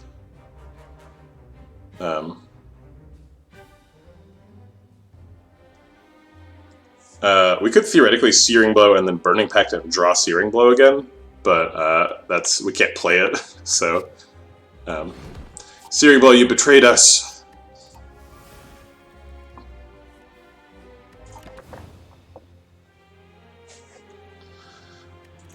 Alright. Let's try it again. Yeah, Ironclad is so I think it's correct for them to have started you on Ironclad. I really appreciate the process of, like, if you have no Slay the Spire save, your first game is with Ironclad because you haven't unlocked the other characters yet. And it has a very simple set of cards available for you. Yeah, headbutts would have been really nice. I never saw a headbutt.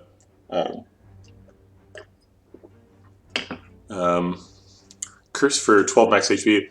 Silent has some max HP problems. So having 2 max HP options is nice. Changing out your starting relic is also pretty good for Silent. There's no like upgrade option here or anything. Getting extra card reward is surprisingly good with Silent. Silent really struggles with early hallway fights. They can like take like 10 plus health. So if you get a card reward before the first fight, you can end up mitigating a lot of that first fight damage. Max HP plus 6 and plus 12 are both reasonable. There's no early shop. You'd have to go through 3 fights with the curse, so if the curse is really bad, this could be negative health.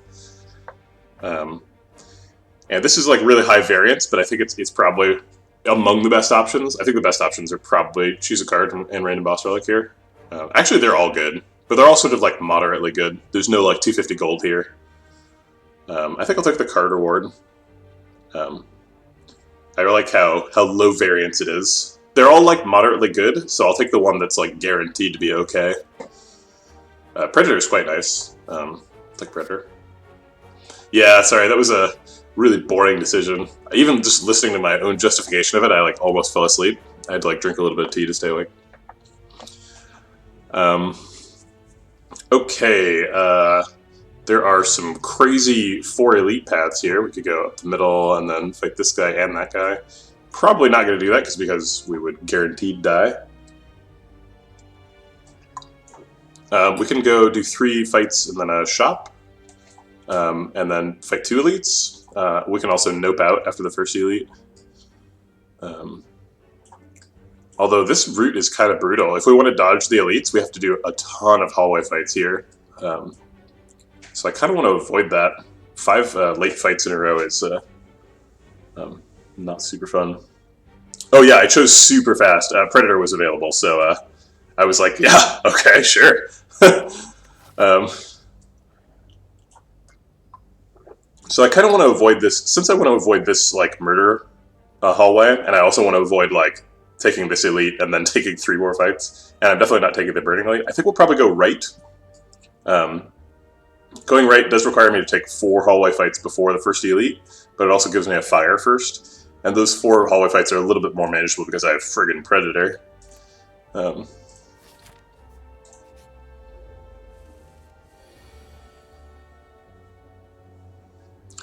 I mean, if you're gonna take some run shaping RNG, the time you want to do it is at Niao, right? Like, because then for the rest of the run, you know what you're doing. It's like, oh man, I took Pandora's Box and Niao gave me like 2 copies of Demon Form. I guess this is a Demon Form deck, you know? Like, it's good to have that question answered right away on floor 1.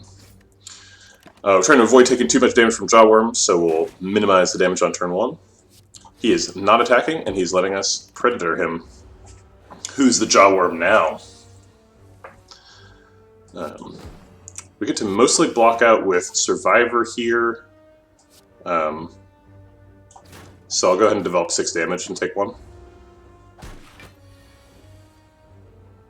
We have Lethal.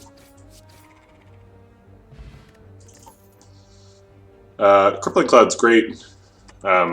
Choke would be sort of a fun build around if we didn't already have Predator. But we have Predator. So I don't think we need a choke in our lives. Crippling Cloud is expensive, and Predator is also expensive. Predator being expensive also like makes it more difficult for you to spend all your energy next turn because it draws you extra cards. But let's go ahead and take Crippling Cloud. It blocks a little bit. It's not great against Gremlin Nub, but it's good for hallway fights. We get to upgrade something, probably Neutralize. I guess we could take Crippling Cloud too. 7 poison's a ton early on. Predator gets 20 damage. We'll pretty much playing Predator every time we see it.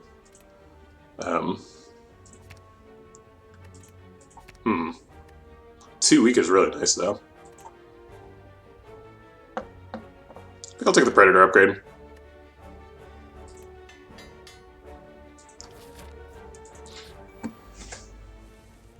Shivs is okay. Like, you can build Shivs, but the problem is you have to find like specifically Kunai or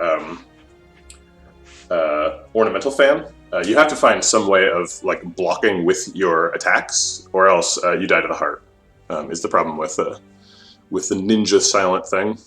So you can't force Shivs, but you can let Shivs happen. I guess you can also just block with that one card that gives you 1 block per card you play. The power that has innate if you upgrade it. And potentially Wraith Form. Oh, those work too. After Image, thank you. Yeah. All hail After Image. Yeah. It's true. I guess I'll neutralize the one with more armor. And then block out, take 1 damage, break them both. Seems fine. Yeah, if you can get like 3 copies of After Image, then like you don't. Whatever you do is fine. It doesn't matter anymore. Crippling Cloud defend blocks, but it's kind of lame, and we take a bunch of damage. Whereas Predator is super cool, and we get to kill one of them.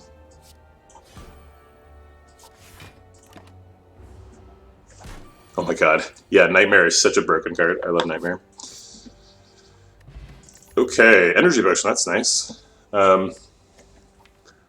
I kind of like Dodge and Roll.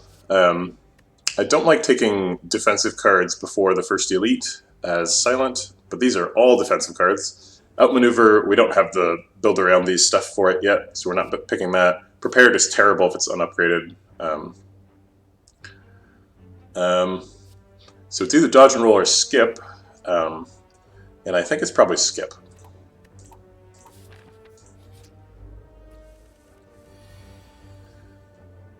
Something I did not consider when I upgraded Predator is like, sometimes the difference between 15 and 20 does not matter, like right now. Take 1, that's fine. Alright, Survivor blocks out, and we get to do a couple of strikes in.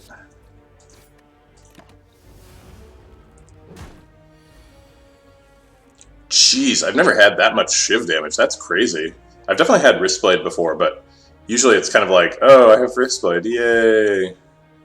You know, and they do like 11 damage or something. If you're going to build around discards, you actually want the energy one generally more than reflex. I don't want setup. I think I will take all out attack though. We don't have any AoE. This is a pretty healthy amount of damage for an early silent deck. All out attack and Predator and Crippling Cloud. Yes, please.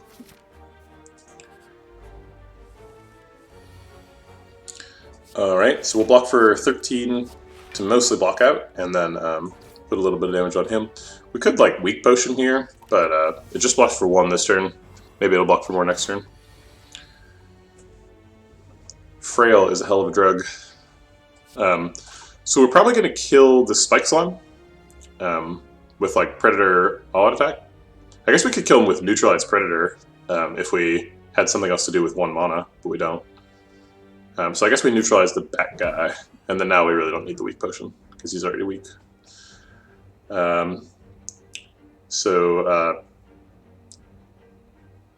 Predator first so we don't discard it, and then all attack. Take 6. Do we have lethal? 10 plus 12? No. So Survivor Defend is the max block. We will use the Weak Potion now, because we're not anywhere near killing him. And it saves a bunch of health this turn. Oh, net. Why do you do it to me? Crippling Cloud does 7 damage, which is way less than 20. But it would still like work next turn. If we draw Crippling Cloud, that's great. We didn't get it. Alright, we can block out. No worries. Okay. Pow! Ooh, Poison Potion is excellent. I'll take Flying Knee. Yeah, I don't have anything that synergizes with either of those, so Flying Knee it is. We could take the 2 Elite route. I'm feeling pretty strong, but we are skipping 2 Campfires to do that. And Campfires are nice. Let's see, so we could do 2 Elites and then 2 hallway fights in a shop and finish up this way. No, I think I like the extra fires more. First fire is an upgrade, second fire is probably a rest. I think we will take the neutralize now. Could I have done 4 elites? I thought it was 3. Oh yeah, I talked about the 4 elite path that ends in the mega elite. Yeah. No, we're not that strong. Alright, Survivor almost blocks out, so we'll do that. I'll target the back guy so that we can stop getting double attacked. Maybe I should have considered Energy Potion that turn. I didn't even think about it. We'll go ahead and neutralize first so that the poison lands from Crippling Cloud. And then I'll use the poison potion as well. And then I think just double defend and take 10. Oh, I guess it's not 10, it's only 4 because of the poison. So he's dead before his next attack, so we don't have to worry about him anymore. Oh, that's right, Mega Fire Empowered Flaming Sparkle Elite. My mistake, I misspoke.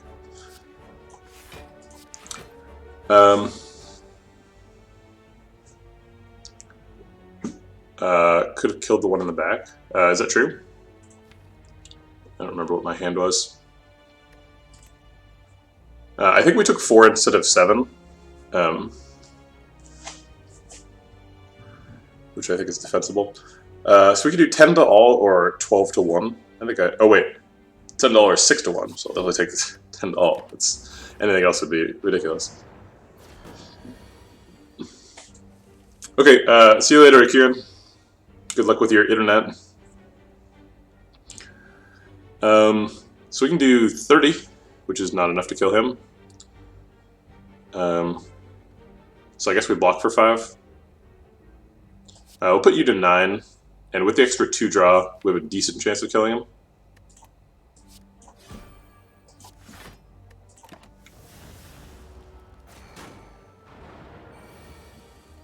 We got it.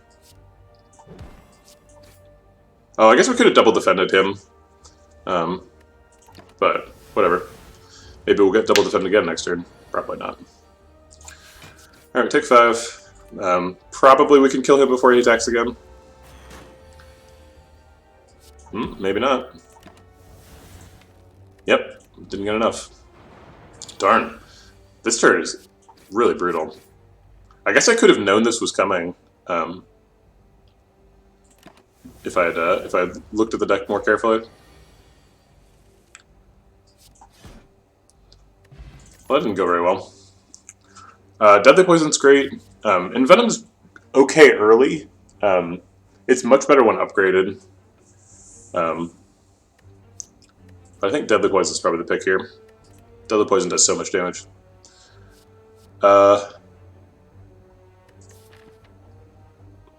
Terror is interesting too. I think getting Deadly Poison going on Automaton is pretty good. So I'll take that. We need to rest here.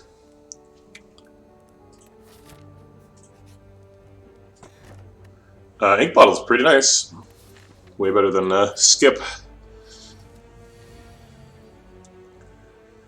Max block is Defend Crippling Cloud, is that right? So Crippling Cloud blocks for oh my gosh, 4.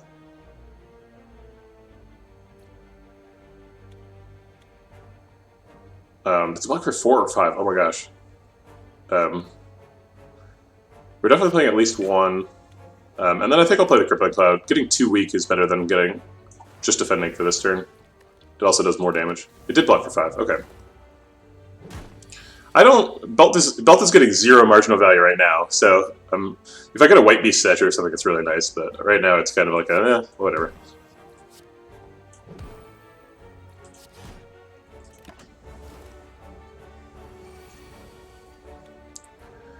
I think we break him this turn with Predator Deadly Poison.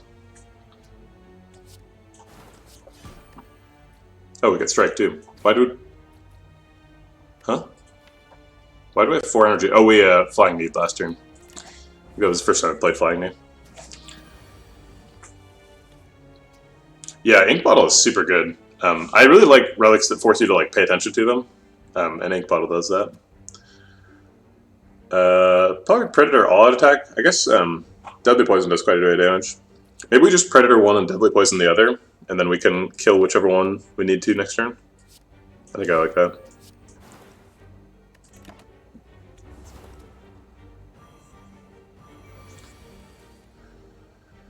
It turns out we need to kill both.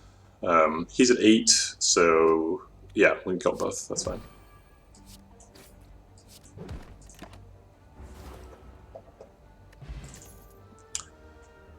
Bane's good. Bane does double damage. We have picked a ton of damage. That's okay. We've got 200 money. I think we want a hallway fight to get a little bit more money for the shop. Actually, question marks can give quite a bit of money in Act 1. We got Serpent and stuff. So I guess I'll take the question mark first. Oh, this one spends money. Wow. That's the opposite of what I wanted. I need the healing, so I'll take it. Card remove is great too, but right now we need the healing. Oh, we missed out on White Beast statue because we didn't do the hallway fight. We always pick membership cards. That's strictly positive value. Although we did spend all the way down to 4 money, so we don't get anything else. That's fine. Next shop will be better. I think we survived 2 hallway fights. Let's take 2 hallway fights. I don't want a question mark this late. There's nothing positive that comes out of that. Max block is Crippling Cloud. It's the only source of block we have.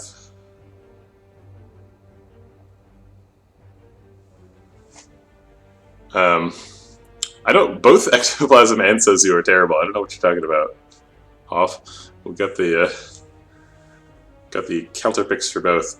Crippling Cloud Bane seems pretty good. Look at that, Hoff using his own emotes. Wow. I wish that I was a Hoff subscriber so that I could use that kind of emote. That would be excellent.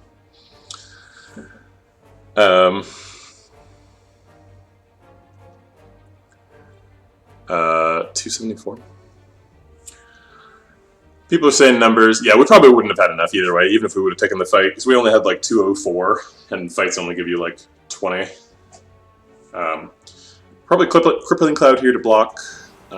Neutralize does a little bit of damage. We'll probably need to kill the Fungi Beast at some point, because he scales a little bit.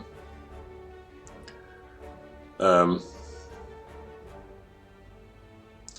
we take either 10 to both, which is 20, or 14 to one of them, which can kill one of them. I think I'll take 10 to both. They're both pretty low, so hopefully I can kill both next turn, maybe.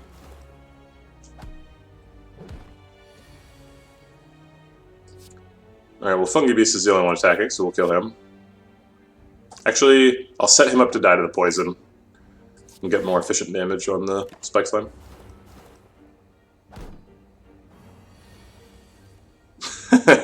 That's true. I have my own channel, so I can make my own emotes. We're going to play some defense here to recharge Ink Bottle and end the fight.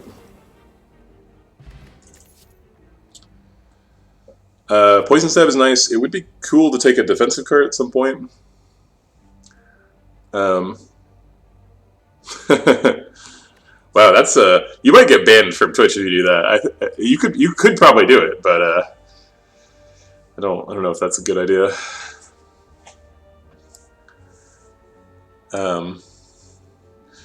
Mint, it's really interesting you say that. What do you mean by it? The argument for membership card is similar to good face, bad face? Because I feel like good face, bad face is like usually bad, and membership card is like almost always good. So I guess I disagree, but I'm not sure what your argument is. Let's see. I'm going to take Dodge and Roll because it's Guardian, and we need something to block Guardian. Oh, geez.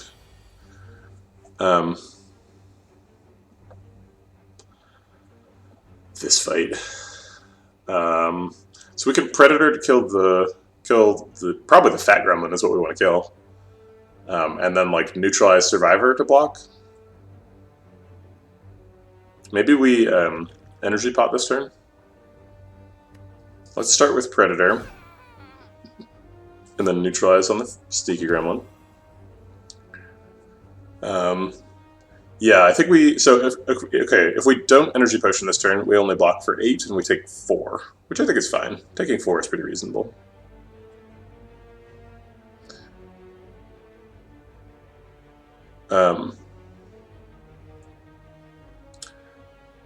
Yeah, I mean, it's true that membership card gets no value if you die.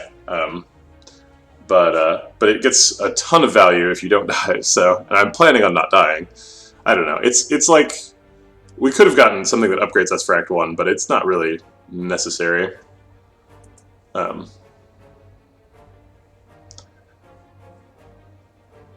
like Good Face offers like advantages through the rest of the run, but it also offers disadvantages through the rest of the run.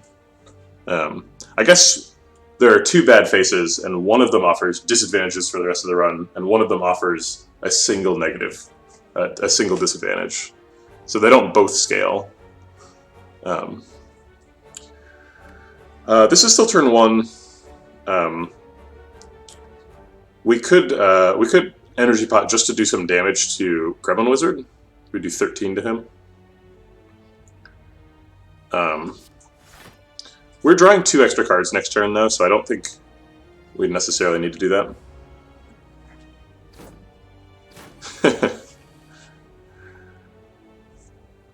Okay, Deadly Poison definitely lands on Gremlin Wizard. All out attack is a little bit unfortunate because it makes Mad Gremlin mad.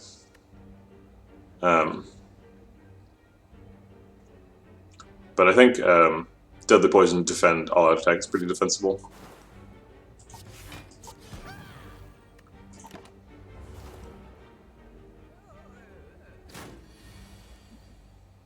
Alright, Crippling Cloud does not kill Gremlin Wizard. So we have to strike Gremlin Wizard and then double defend. Yeah, we should be able to take 0 more damage in this fight if we do this line. Oh man, there was one card in the deck and I had Ink Bottle, so I could have known that if I strike, I would have lethal on Mad Gremlin. That was a mistake.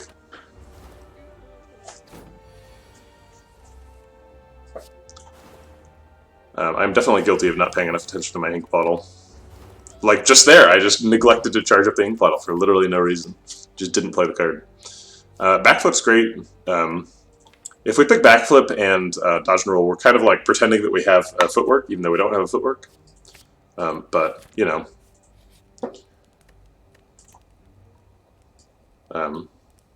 Sometimes it's like that. Upgrading Deadly Poison is pretty reasonable. It's our best source of damage against Guardian, and it just does more damage if you upgrade it. Otherwise, we could rest. I think we probably don't need to rest. We have a couple of sources of weak, and we have some decent block now.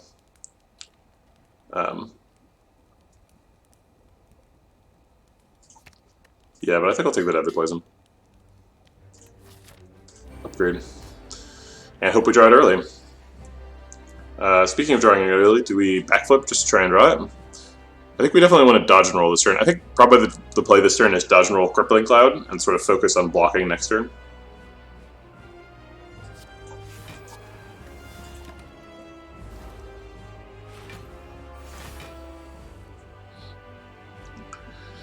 This is a bad turn to draw Deadly Poison Bane because we can't break him. But I will Deadly Poison anyway. And then probably Survivor Defend Skill Pop. So let's see what's in the box. Yikes. That's not good.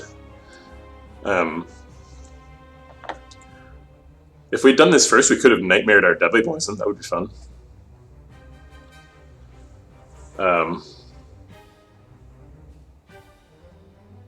Yeah, I think I am actually going to restart the fight so I can do that. You should always drink the potion first if you're going to drink the potion, right? Alright, so this turn was that.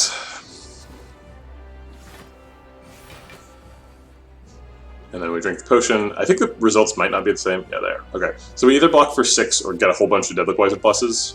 I think getting a whole bunch of Deadly Poison pluses is pretty reasonable.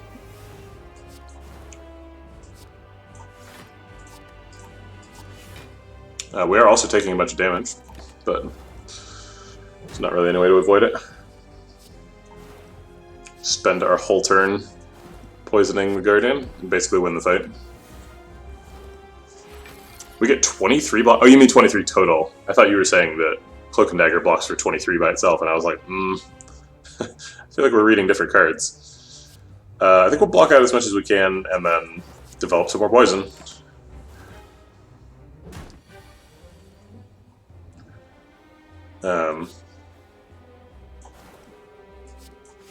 Wow, we did not pick enough defensive cards for this fight. We're like almost dead. So we can't attack or we die. But he is like already broken after he stands up, so that's good. And then he just dies next turn. Okay, that was a weird one. So we will play cards to charge Ink Bottle. Say it with me. Ink Bottle is a card. Or is a relic. It's not a card. Don't say that with me. Regen Potion's nice, although we're going to get healed. Hey, there's that After Image. After Image is pretty good. We have Predator, which is good with it. Ink Bottle is a card because marbles. Can we set up Grand Finale? It's probably a question we should answer before just skipping right past it. We have Predator Plus, so we draw from that. We don't have any way to retain cards. We don't have any way to put it on the bottom of the shuffle. So we can't set up Grand Finale in really any meaningful way. So we're not picking Grand Finale. After Image is just really nice because it sort of passively blocks. You pay 1 mana for it, you get like 20 block out of the fight. It goes out of your deck. It's a great card. Much better than Envenom, so we'll take it. Curse Key is good. Calling Bell's good. Philosopher's Stone, probably worse than Skip. Bell is definitely the most fun. Yeah, Grand Finale plus Ink Bottle is not simple for sure. If Ink Bottle's at 9 and your deck is empty, you can still play Grand Finale, and it still does do damage, right? I'm not 100% sure how it works if you draw during playing it. I think Ink Bottle is after you play. It says whenever, which is not super clear, but I think it means after. Wait, there's no Runic Agreement? What? What are you talking about? Oh, you mean I could have picked Grand Finale because the Runic Pyramid could be this card reward. Or this relic reward. These are not cards. It says choose a relic. Doesn't say choose a marble. Doesn't say choose a card. Choose a relic. I love Calling Bell, and we don't super need the energy. However, After Image and Predator say pick the energy. We need it. Backflip, too. Crippling Cloud is also expensive. I think we're probably picking Curse Key. But Calling Bell is pretty cool. Calling Bell could get us the, like, whenever you do poison, you get an extra poison thing. Could also get us, like, Oddly Smooth Stone, which would be really nice. But I like to pick us Curse Key. Coconut says the pick was Calling Bell. I made a mistake. Coconut knows about it. I like how she just like enters the room. She like walks down the staircase and like announces her presence. She's like, "Greetings, human. Your master is here." Man, I like that there's so many fires around this Mega Elite. Or sorry, what is it? What are we calling it? It's a around this super sparkly special monster who's elite. He's the elite of the elite, the best of the best.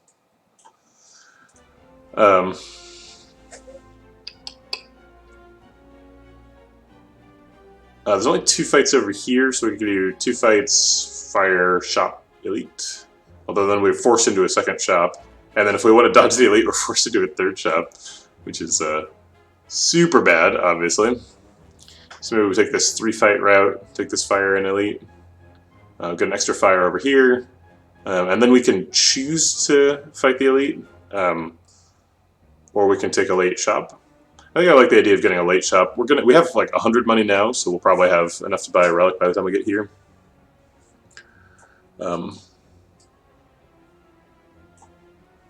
Okay, and great.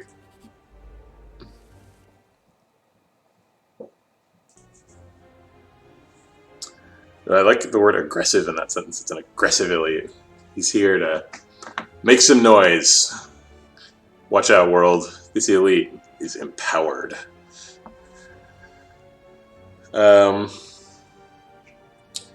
we can Dead the Poison, Crippling Cloud, and then we're either going to dodge and roll to set up some block for next turn, or Bane do 14 damage. I think I like doing 14 damage more. It's quite a bit of damage to miss just to set up 4 block.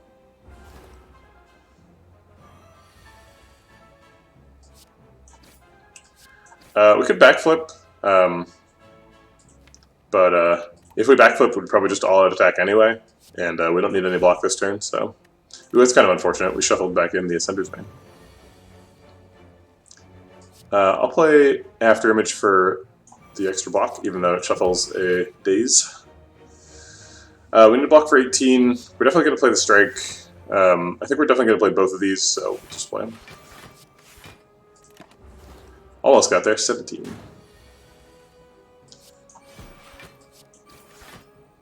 Alright, good fight.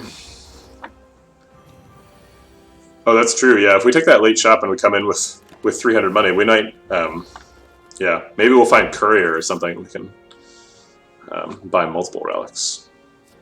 Probably Piercing Whale here. We're a little bit short on block, and Piercing Whale is a great card. So we'll grab Piercing Whale. Here's the face mask. Okay, so you guys were talking about face, and I was thinking, next time I see face mask, I'm gonna like do a spreadsheet about it. So let's do a spreadsheet. Yay, spreadsheet. Okay, so let me set up my stuff real quick, and we will spend some time talking about this event.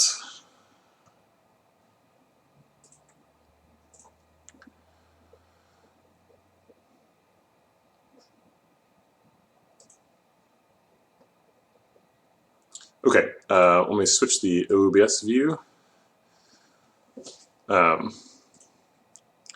Alright, so I'm going to clear the whatever was in here from last time.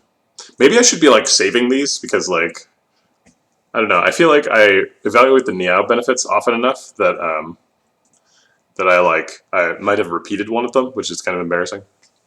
Okay, so Cultist Headpiece is I would say a bad outcome. So like from this shop, we can trade 6 health for 50 gold. Gold is better than normal because we have membership cards, so this is really trade 6 health for 100 gold, which is quite a bit different. I guess let's evaluate all the options. So trade 6 health for 50 gold. I would say that's a 5-star option. I pretty much pick that every time. We've got enough health to trade. 6 health is not going to kill us. We've got a regen pot. This is great. It's way better than leaving. So that's 5 stars. And then the faces that we could get are... I guess if I phrase it this way, it's literally impossible for the math to add up such that face is better. So maybe I should just take the money. But that is not very exciting. We're not going to include Cultist Headpiece in the outcomes because it basically doesn't do anything. And if we're clicking this button and considering how good the face is, it's neither good nor bad. It's like we avoided all the bad ones, but we didn't get any of the good ones. Although at the same time, it kind of is the best one because you say "Ka," and everybody loves that. Raise your max HP by 1 HP after each combat is nuts. It's especially nuts because if we see like Council of Ghosts or Vampires, we're like very likely to do it. And those events are super good and they make your character better. And if you get 1 extra HP after you've sacrificed half of your max HP, then the sort of the like marginal value of that is significantly higher. The marginal value of your like first point of health is like an undefined percentage, right? It's like it's all of the value, and then like the second point of health is like now that's a 50% increase in your health. And so if you're at like 100, adding 1 health is only adding 1% to your max health. It's like a less big deal. But if you do the Council of Ghosts event, and then you add over the course of the run, like maybe, let's see, what floor are we on? We're on floor 19. Or sorry, we're on floor 19. I don't know why the Ascension mode shows up if you mouse over your floor. Whatever. So we're on floor 19. So there's probably like Um, uh, let's see, we'll go up to like 55, and the last 5, there's a fight on 50, there's a fight on 51, there's no fight on 52 and 53, and then there's a fight on 54 and 55. So there's 3 fights out of the last 5, and then before you get there, there's like, I don't know, 5 Act 3 fights, and like, we're likely to do sort of 1, 2,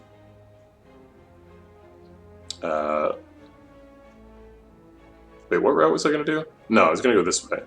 So it's going to be 1, 2, 3, 4, 5, maybe 6. Maybe there's one of these question marks is, so like 6 or 7 max HP from that.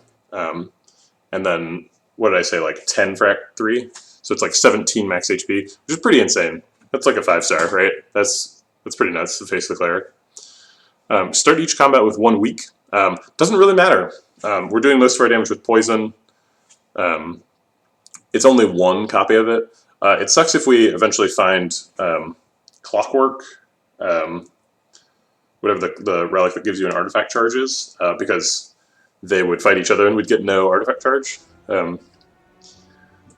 But it's not that big of a deal. It's certainly negative. I'm going to define 3 as nothing. So Cultist Headpiece is going to be 3. And then Gremlin Visage, I guess, is like 2. This is really difficult to evaluate. What if we like? What if we evaluate each one as like how much?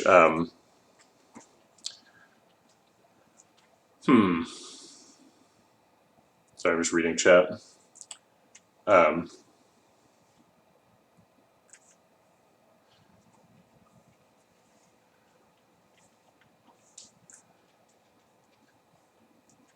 Serpent is double value, yeah. Okay, so we have Curse Key. So Serpent. So Naloth's hungry face is like extra bad, right? Because it means that we have to open 2 chests to get the key. Okay, the 5-star like card reward rating system does not work for this. I think I need to come up with some other system. The most important quantity that we care about is like win percentage, right? And so in the past, the star ratings are sort of based on like how much a card would improve our win percentage. So I guess so. Cultist Headpiece affects my win percentage negatively because I would prefer to take the gold. Face of the Cleric improves our win percentage because it gives us like 14 max HP, which is pretty huge. I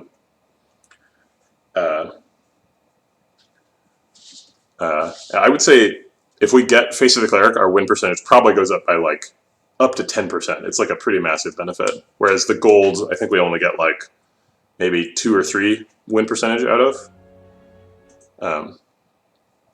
If we get Gremlin Visage, we lose a little bit of win percentage for sure.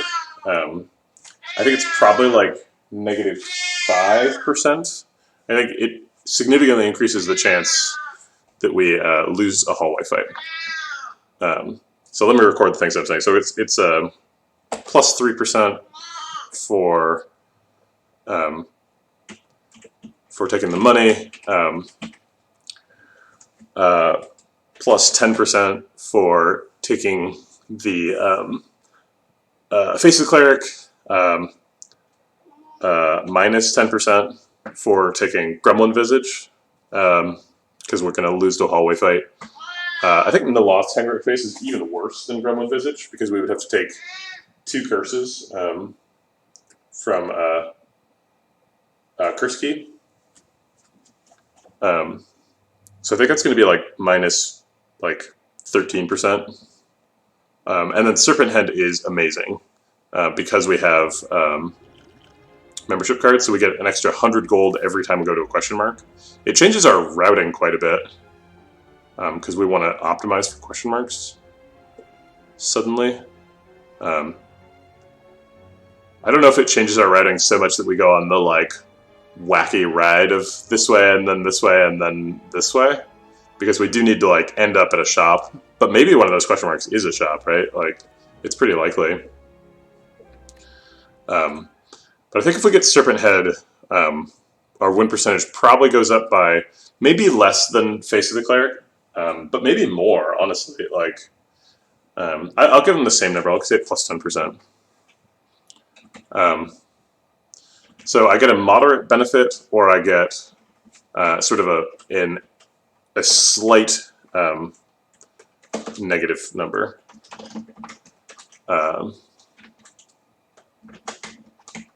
Oops, I typed wrong.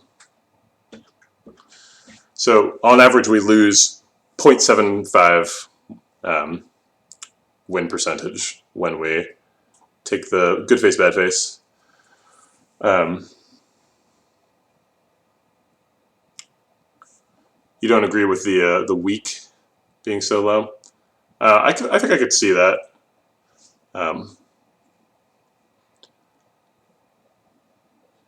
I'm not sure I buy the Serpent Head being like mega valuable though.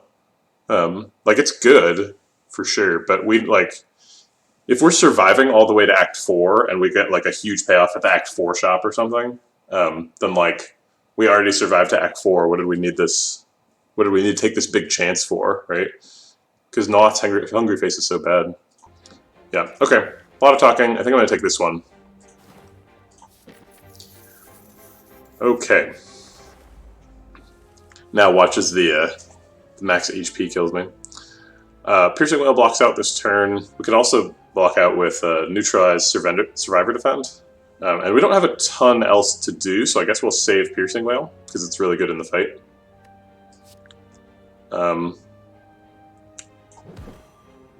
I'll weaken the weakest one. Crippling Clouds also blocks out this turn, so I guess I'll do that, because it does more damage. Continue punching the weak one.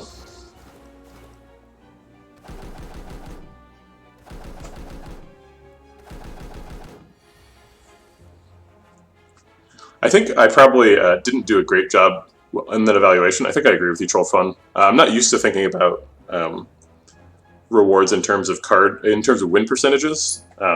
So I think it was kind of radical that I had numbers as high as like I said 13%. Like it's hard to justify.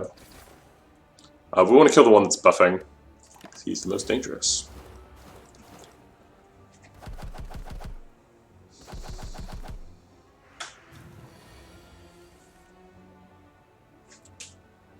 We can 4 times attack him. Actually, he's probably just dead if we attack him once.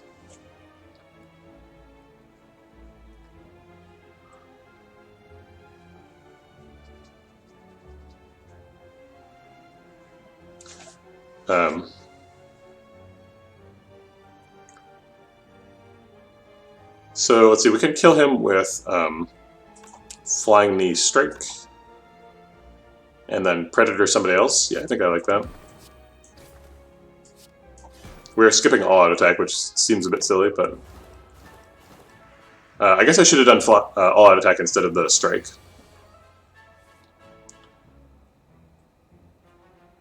I guess let's After Image and Backflip. I was looking for a weak, but I didn't find one.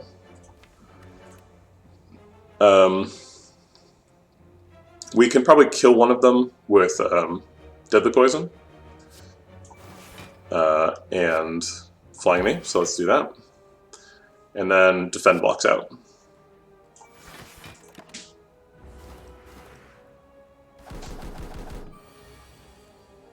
This run needs Noxious Fumes. Oh, his poison expired. Bane only hits for 1. Rude.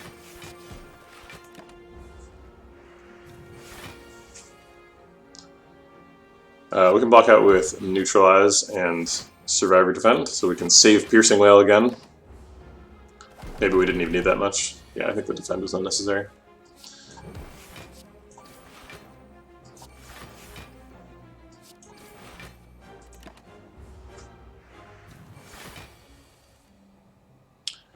But if you get a good face, you aren't guaranteed to win the next act. If you get the max HP one, it like barely benefits you at all. You have to win a bunch of fights for that to even be helpful. Dagger Spray would have been nice in the fight I just finished. We already have some kind of okay AoE and from Crippling Cloud all-out attack, so I don't think I'm going to take Dagger Spray just because this is a Act 2 deck.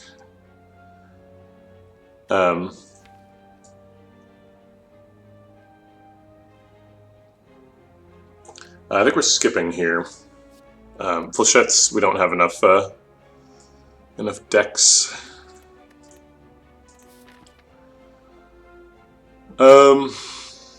Let's see. So we're planning on taking this line. It's not really clear to me why that's different from this line. I guess this line has an extra question mark here instead of a fight. So I'll go that way. There's also more choice after the fire. Surprise shop. Okay, wow. A lot of good options. We can only afford one relic. We probably don't want to go to this shop anymore. Not sure what that means. So we definitely don't want to go this way because then we're forced into another shop. So we probably want to take this elite.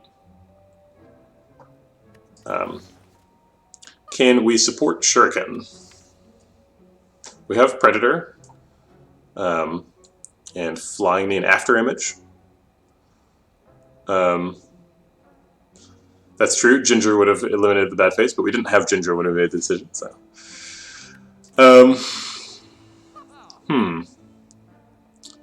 Medical Kit is also quite good.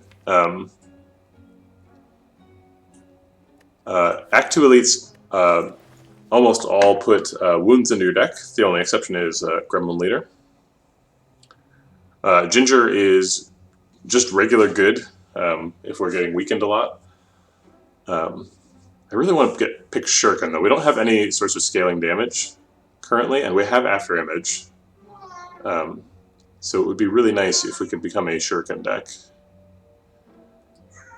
And then like maybe find a Wraith form or something. So I think we're going to pick Shuriken. Both Medical Kit and Ginger are extremely good. But we can't afford two of them. So we have to just pick the one that we think we can win the game with. We can also remove a card with that. Riddle with Hulls also does strength scaling. Like normally I wouldn't pick it, but I did just pick Shuriken, so. It feels bad to pick Shuriken and then immediately remove a strike, but I think that's what I'm going to do. I guess alternately we could buy a potion. Blockbot's pretty good.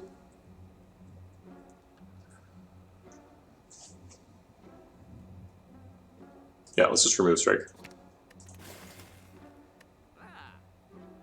Okay. Alright. So Crippling Cloud weakens Sentry, but doesn't do much else. It removes 2 artifact charges from Spirit Guardian, which is kind of worth doing. We still do have quite a bit of poison scaling. Just weakening him so that Piercing Wail hits him is pretty good. So I think Crippling Cloud's pretty reasonable here. And then I'm going to strike the Sentry. I'm hoping to deal with the Spirit Guardian with poison, maybe. It kind of depends on how much money we have. We might end up going to this shop. I was originally planning on going to this shop, but I might route around it now that we spend all our money. Deadly Poison Bane is... So we're probably triggering Kunai this turn with the 3 attacks. We probably want to defend with that. I think if we use Vulnerable Potion, we probably kill Sentry, so it's... without the potion, it's 15-25, and with the potion, it's certainly lethal. It only saves 7 health, but he would probably get a chance to attack it again if I don't kill him right now. And then we take 6. Seems fine.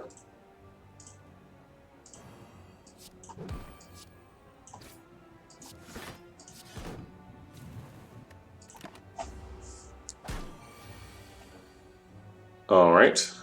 We only have one card that removes Artifact in hand, so we can't Piercing Wail him. We're definitely going to play these two, and this one. Do we Piercing Wail him just to remove the Artifact charge? Was that a misplay? I thought I was off by 3 damage if I didn't use the pop. I counted it. I don't see how I was wrong. Is it because I had extra block this turn or something? I don't know. Whatever. We can weaken him now. Haha. Now he's weakened for next turn. We can proc Shuriken and block out. Get a little bit extra damage. Oh crap.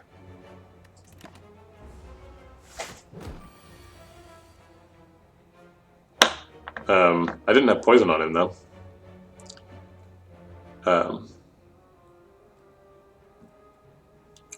We can play all the cards, but we're taking some damage. Coconut's upset about it. It's pretty understandable.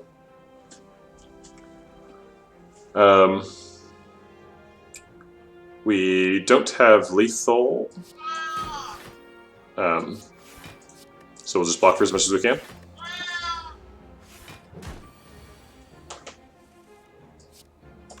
Now we probably have lethal, right? Yeah. Okay. Not a great fight. Calculated Gamble seems good. We've got After Image going. Another chance at Riddle with holes. I think probably we'll pass on that. Yeah, I'll take a Calculated Gamble. Alright, I think we need to rest here.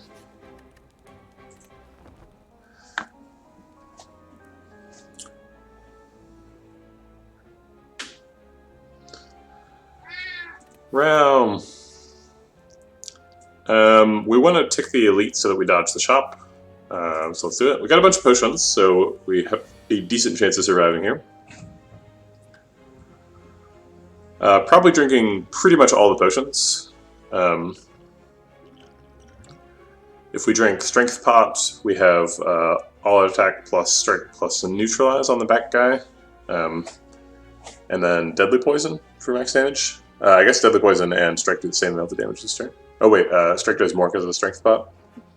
So with Strength Pot, that is 10, with Strength Pot, starting over, that's 12, plus 6 is 18, plus 8 is 26, plus 9 is 35, so it's not lethal on him. So I think we just spend all the potions and play the whole hand.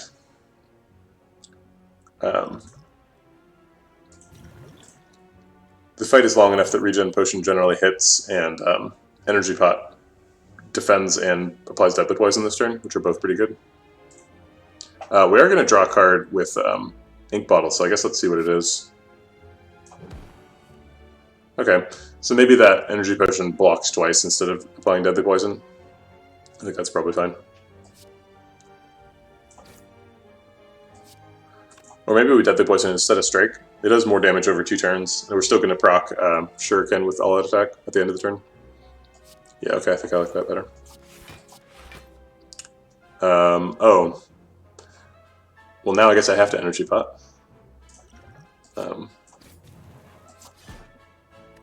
Sure. I think I was planning on Energy Potting anyway, I just forgot and ran out of money. Mana and panicked for a second. We don't want to get netted, but we don't have any attack right now. So I guess let's After Image Backflip and see if we can find something. Flying Knee is fine. Wastes quite a bit of damage, but not a huge problem. And then we Piercing Wail to block. Take 1. Okay. We can play all the cards in our hand, so I guess we will.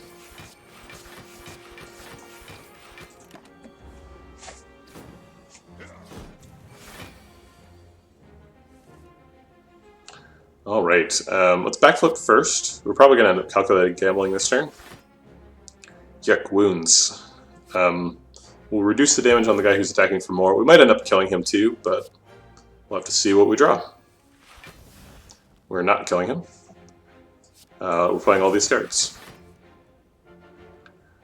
Let's see. We can't proc Shuriken. Deadly Poison gives a guaranteed kill on him next turn, so I'll do that instead of all attack. We're proccing Ink Bottle like every turn. It's kind of crazy. I guess we're just playing these 4 on Taskmaster.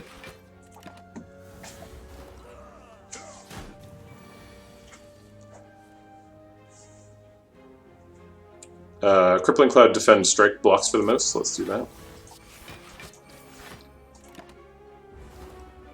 And we should be able to finish him up next turn. Prayer Wheel is nice. Well-laid Plans, similarly quite good. Take a die. It's a little bit late for Prayer Wheel. It doesn't really do much anymore.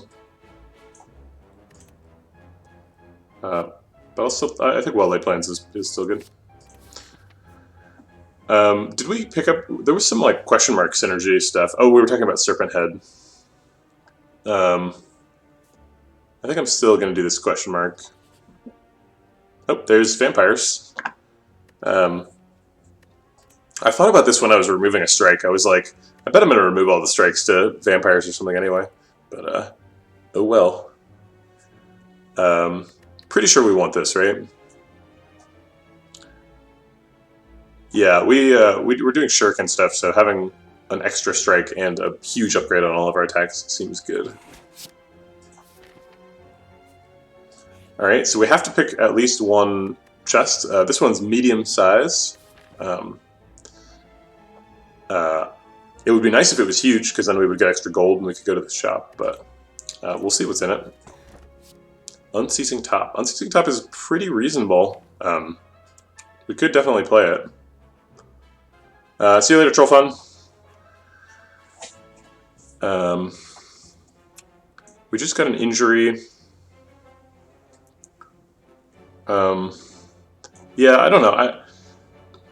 I don't think we are an unceasing top deck, so I think I'm going to take the key instead, which makes me a little sad. Okay, it's decision time. We're going to try and go to this shop. I think no. I think we're going to end up with like 70 gold, and 70 gold isn't enough to buy a relic, even with membership card. So I think we're going to go with the question mark route. Pretty questionable, though. Snake Plant. No block on turn 1 is pretty concerning. We're like barely surviving this turn. I guess we'll triple bite to get back some health.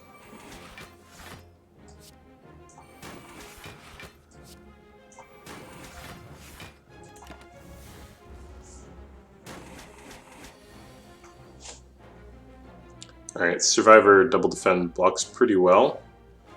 If we do that, we miss out on Predator, which does a bunch of damage. We could Predator Survivor defend. Let's see, do we survive that? No, we died. Do we survive Survivor double defend? Barely, but yes. Maybe this is the time to Essence of Steel. If we Survivor double defend, we are blocking for 18. He's attacking for 24. So if we do the plated armor, we block for 4, and we lose 1 plated armor. That seems reasonable. Yeah. Yep. I almost discarded it. I clicked on the middle. I guess I did the math wrong. Oh, I wasn't counting Afterimage. Need to remember that. The most block for next turn is Crippling Cloud, Dodge and Roll, Bite. So let's do that.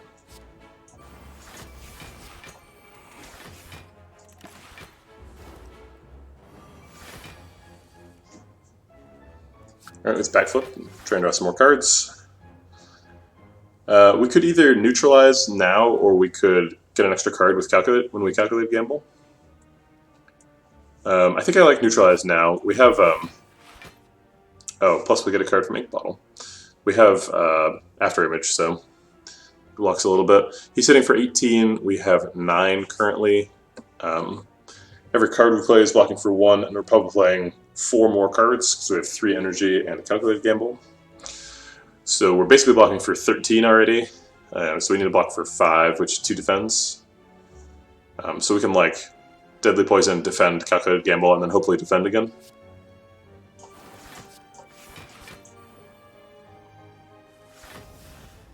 Got an extra neutralize. Sweet.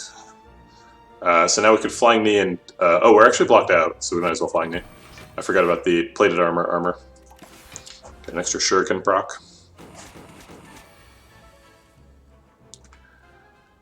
Okay, so now is the time in the fight when we want to try and heal. I guess we're frail, so it's a little bit hard to block out, so let's backflip. See what we can find. He's attacking for 18 again. We're blocking for 8 already. We need to block for 10 more. We have 4 energy, so we're probably blocking for 4 with cards, or 4 with After Image.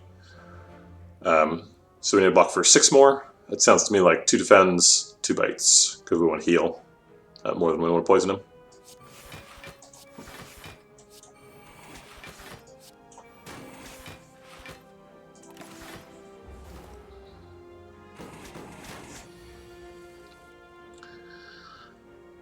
There's nothing to do this turn except for killing him, so I guess let's Predator, Bite, Bane. We'll Bane last because he gets malleable triggers. Actually, we need to Bite first to heal, because Predator just kills him. And we will dodge and roll and defend Charge Up Ink Bottle for next fight, because this one's over. Take a Piercing Wail or a Bane, and then a Poison Stab, but probably skip on this one. Okay, so we're going to skip on the bottom card reward, and I think this deck wants another Piercing Wail.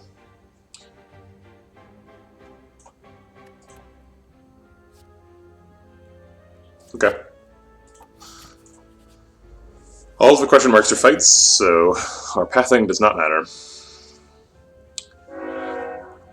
Ooh, Train. We would like to find After Image. So I guess we're probably going to Calculated Gamble. Well-laid plans, but Calculated Gamble is pretty good together, so let's try that. And put a Bite in there to get some healing. Deadly Poison, Bane Neutralize is pretty exciting. We'll neutralize on the Chosen. The Cultist is already pretty low. Keep backflip.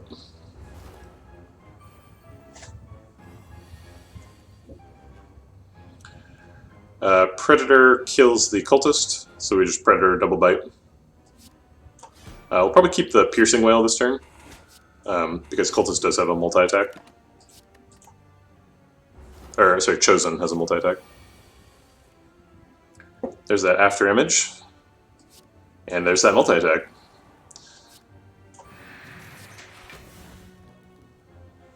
We need to block for 6 more. We're going to block for 2 with cards.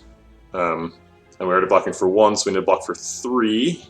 Can't really block for 3 because our defend overblocks. Could just take a little bit of damage and get a Flying Knee and a Bite.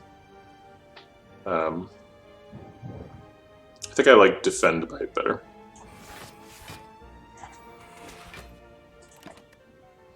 And we'll keep a Crippling Cloud. I'll keep it. I guess I'll keep a Piercing Wail. He could multi-attack again. Maybe he can't multi-attack twice in a row, I'm not sure. We'll just keep the Piercing Wail this turn.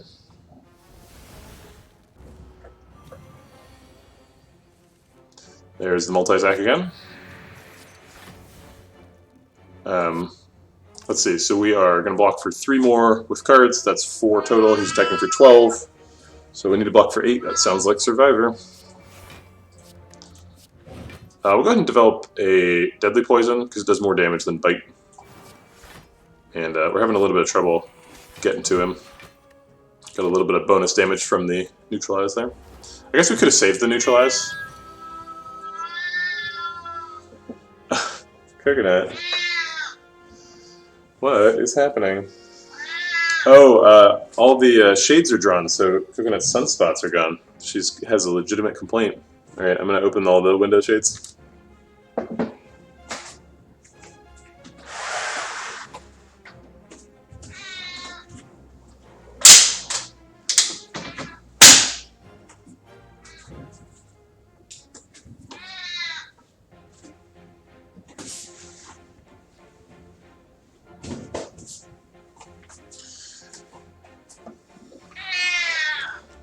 There you go, you loud princess. Okay. Probably want to do 3 attacks this turn to get Shuriken procced. We can't do that and Crippling Cloud, but that's okay. We can Crippling Cloud next turn.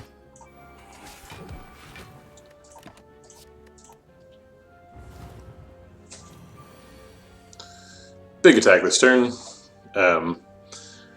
Weak has extra value, but maybe we can kill him instead. We're doing, he's at effectively 25. We can do 14 plus 9 is 23. So maybe this backflip finds something. Oh wait, the backflip doesn't need to find anything. We can poison him to death. So we're doing, he's at 25. We're doing 14 plus 9 is 23. Yeah, it's lethal. Okay. We do have to make sure all out attack doesn't discard either of the other cards, but we got it.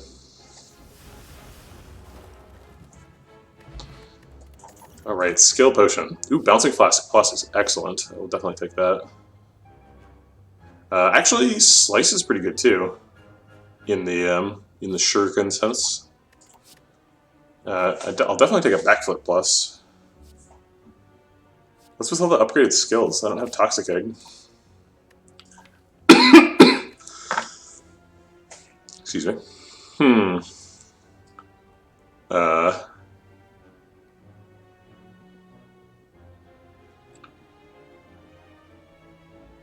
So now that we've got the backflip, do we pick this slice just to get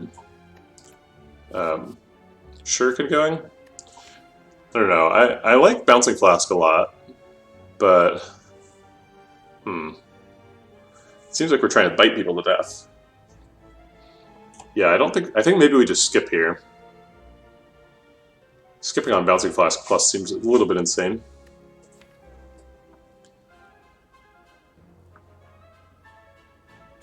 Okay, alright, I will take the slice. Alright, we're going to smith something, probably After Image. It's a big source of block for us, and the upgrade's pretty important. Well-laid plans is also good. Piercing Whale and Calculated Gamble are good. I think After Image is the best.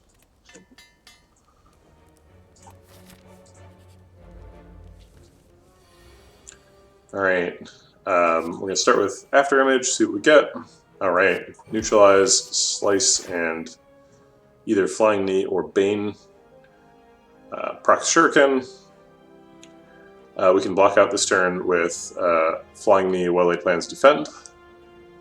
Actually, yeah, that blocks out. So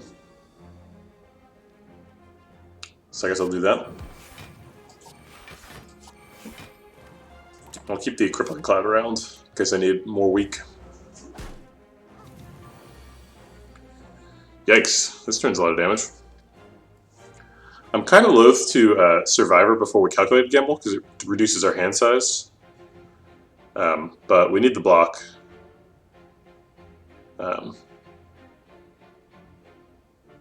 So I guess I'll do it. I guess I could Crippling Cloud too. I guess Crippling Cloud only blocks for like 4, so hopefully we'll find more. This, yeah, Backflip Plus is pretty good. We're going to trigger Ink Bottle in 2 cards, so let's make those cards Dodge and Roll and Bite.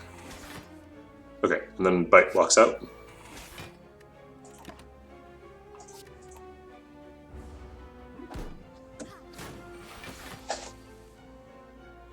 Okay, we're going to proc Shuriken with Bite Bite Predator here. And we'll keep Piercing Wail, because it blocks for a ton.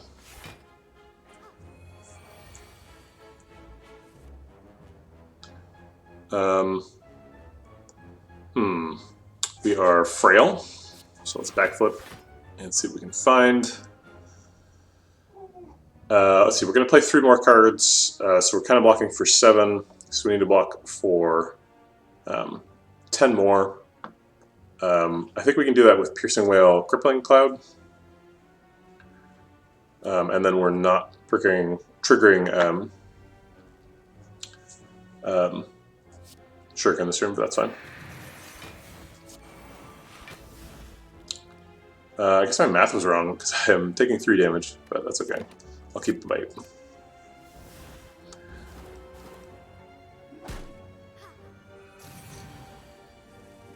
Alright, nobody's attacking this turn, so we can just do as much attacks as we want. Bite and Predator are definitely happening. I guess we have Lethal. So I'll take it. I'll just play all the cards. Oh wait, I can't play all the cards. Alright,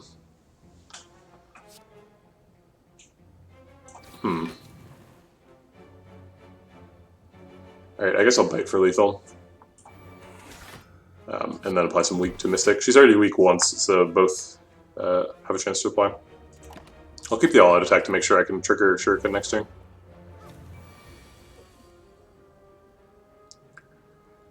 We're going to play 4 cards, so we need to block for 8. Backflip does that. The 4 cards are probably going to be Bite, Bite, all-out attack. Actually, I guess let's go triple Bite and try to get to max health. And I'll keep Bane because it's lethal for next turn.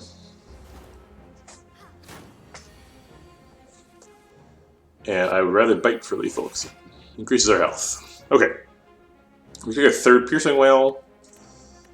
And I think we're skipping all these. Infinite Blades is kind of interesting with Shuriken.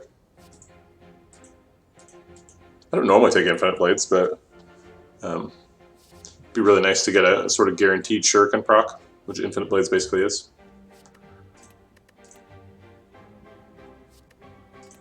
I'm going to take the Infinite Blades, and I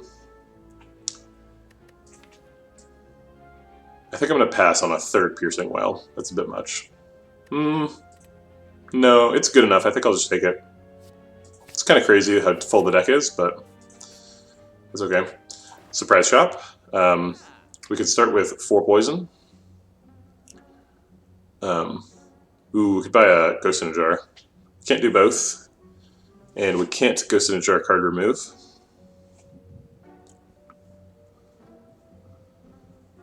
Tricky. I think I will take Ghost in a Jar. Maybe Ghost in a Jar Gambler's Brew.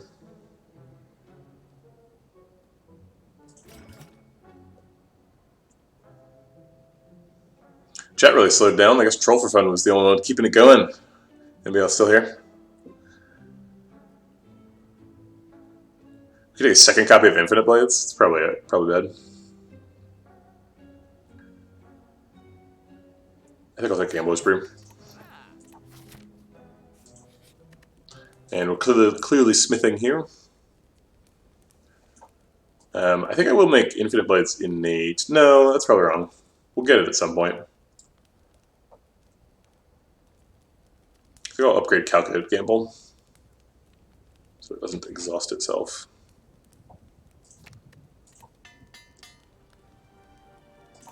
Okay. Alright, starting with After Image. We can get 3 attacks with 2 energy and then defend. We're not quite blocking out this turn unless we defend, dodge, and roll. And then we can't get 3 attacks.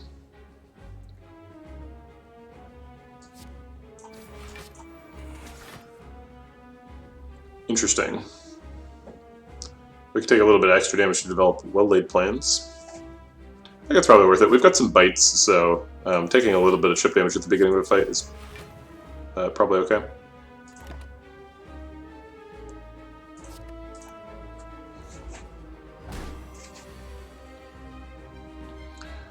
We only have one attack, so we should play that and calculate gamble, try and find more.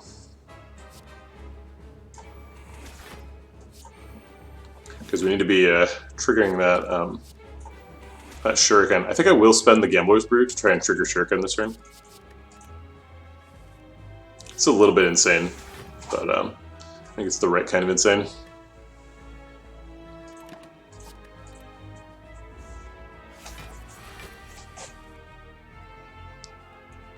Champ does not mess around, you need to scale up with him. Okay, we need to ideally block for 20.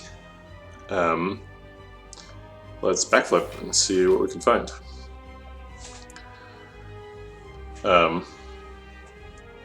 So we probably can't block for 20, but we can bite, flying knee, and survivor, and then maybe skill pot. Okay, let's skill pot first, see what's in there. Leg sweep is great, let's do that. Great, now we're blocking out. And I'll develop some poison, because we can. I'm going to keep Bane. We probably need to block, but we definitely need to trigger Shuriken, so. There's Infinite Blades. I think we play Bane, Predator, Infinite Blades, and Calculate Gamble. We'll try and find a attack. Cool. And I'll keep the Piercing Wail, obviously.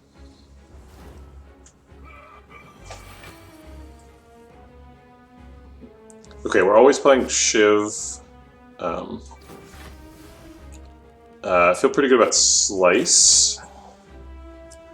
So we just need one more attack to proc Shuriken this turn. But we also need to block, so let's backflip and see what we get. That attack, it looks like it's going to be all-out attack. So let's do that to make room for backflip, and then maybe like backflip Deadly Poison.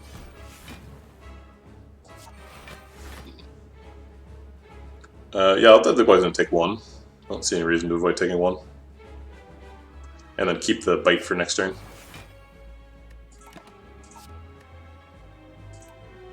Maybe I should have kept Piercing Wail. The next turn can be double attack. It's not. We're always shiving, we're always neutralizing. And then I guess it's like leg sweep bite. I guess leg sweep double bite.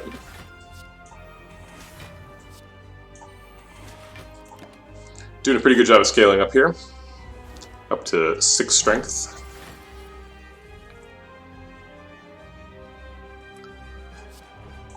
Always playing that, and we need to play 3 attacks. It's probably going to be bite, flying knee. Crippling Cloud doesn't actually block here. So we're taking a bunch of damage. Unless we can draw something that blocks. Hey, that blocks. Only for 3, though. Vulnerable and Frail is rough. Champ is hard.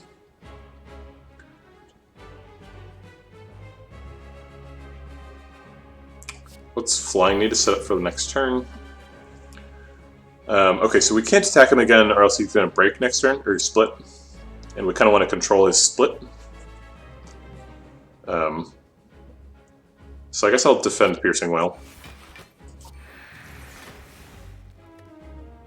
So we only took 5. Keep the bite for next turn. He's going to split. So let's try and split him right. This is not a great split. He actually does... We're not forced to split here. Because the poison only takes him to 225. So as long as we do 4 or less damage to him, he does not split. So let's just do Shiv and do exactly 4. So if we do exactly 4, then he takes 9 and goes to 221. Yeah, that seems good. Okay, and then we'll set up Bane for next turn, because it's the most damage.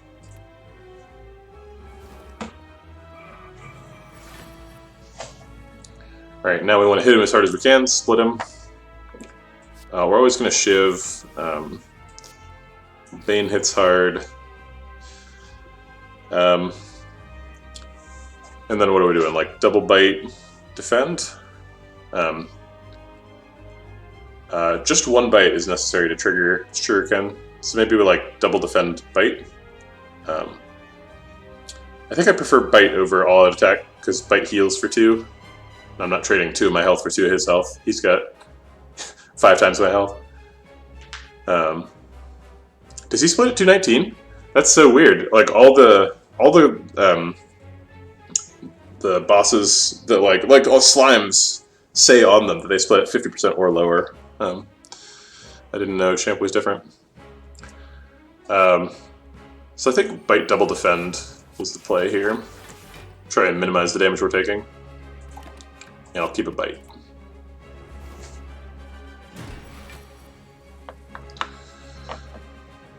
Okay, Shift Bite Predator procs Shuriken, and then we can have an extra energy for Deadly Poison.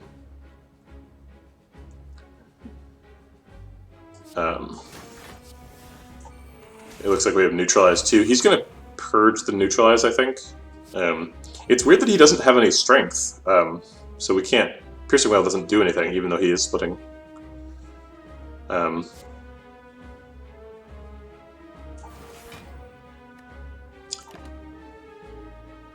We want to keep Piercing Wail because the next turn is guaranteed execute. Oh, that makes sense. Huh, interesting. Alright. It's nice to draw 10 cards, I like that. We have 10 cards in a calculated gamble, so we could draw 19 this turn. But we kept Piercing Wail for a reason, so let's use it. We can trigger Kunai with very little energy, so let's do... Or it's not Kunai, it's Shuriken. I wish I had Kunai. Even better. And this one heals a little bit, so let's do that. And then I think we want to backflip. And, oh, we can Piercing Wail again. Well, it was good the first time. I think it's good the second time, too. And we can neutralize. Calculated Gamble does block for 1. I don't really have anything I really super want to hold on to, so I guess let's go ahead and use it. Okay. And then I'll keep Leg Sweep for next turn.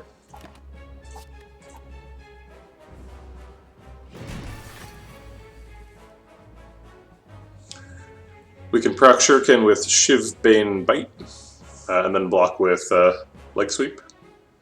Let's see, that's 5 cards, and then 11 blocks, so we take 3. That's fine. Oh, Bane doesn't do extra damage. He's not poisoned. Well, the alternative is Predator Defend. We don't have lethal, right? We almost do. Is Crippling Cloud Bane lethal? 34 plus 4? No.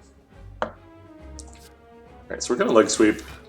I guess we could just defend. We don't super need the strength right now. If we're trying to maximize our survival health, I think defend is reasonable. But I think we Bane here and save the Predator for guaranteed lethal next turn. We don't need to exit the fight at 100% health, you know. Like we can bite in future fights too. 1000 Cuts does what we're doing. We're not really in good enough shape that we can like actually do this Shuriken Shiv thing against the heart yet, but we have all of Act 3 to basically find a Kunai, or like a second copy of After Image or Dolly's Mirror or Ornamental Fan or something like that. I think I like 1000 Cuts. We have had like a ton of energy in most of our fights, so 1000 Cuts fits in. Hovering Kite, Slaver's Collar, or Ring of the Serpent. I don't think we have any Hovering Kite synergy. Yeah, we have basically no discards. We've got Calculated Gamble and Survivor is it. Although Calculated Gamble is not nothing. We are Calculated Gambling quite a bit. So I think probably Slaver Scholar is the pick here.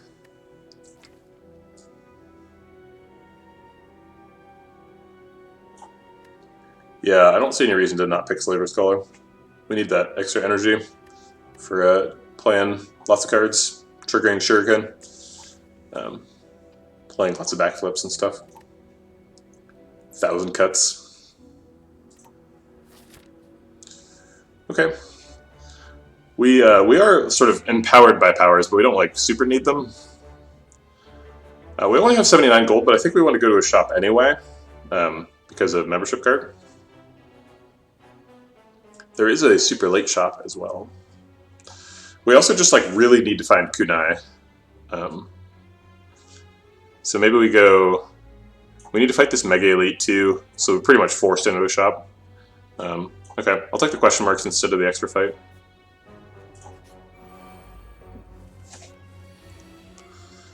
Alright, they are attacking on turn 1 like good little Darklings. If we want to trigger Shuriken, we have to, and develop afterwards, we have to play only 3 attacks, and we can't afford to Survivor, which is kind of lame. So maybe we don't try to trigger Shuriken, and we just after image Survivor double bite, or all attack bite. But if we Flying Knee, we're a little bit more set up for next turn anyway. This is an infinite length fight, and we have bites, so if we take a little bit of damage at the beginning, we can keep them alive and drink their blood until we're back to full. I think I like that plan. Although if we do trigger Shuriken this turn, it is a little bit harder to keep them alive because if you bite them to death, then the fight ends. But I think I'm okay with that.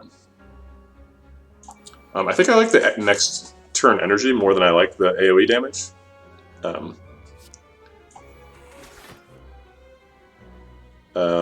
Interesting.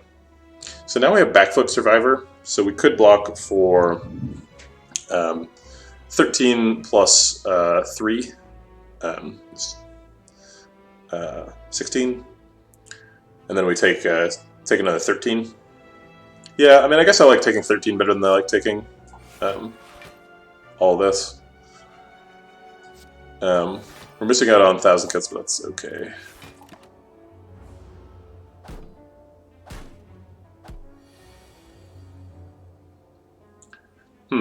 Bit of a lame turn here.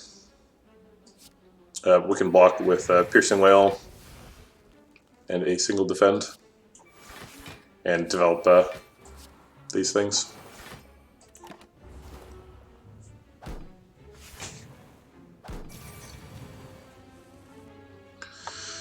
Okay, we've got 3 cheap attacks and a calculated gamble. We're also taking a ton of damage, 29 damage. So we would currently survive at 4. Maybe we should stop that from happening. If we calculated gamble first, we draw more cards, and we're more likely to get like backflip and piercing whale and stuff. I think I like that. I'm okay shuffling a Shiv into the deck. Alright, we got the backflip. We did not get the piercing whale.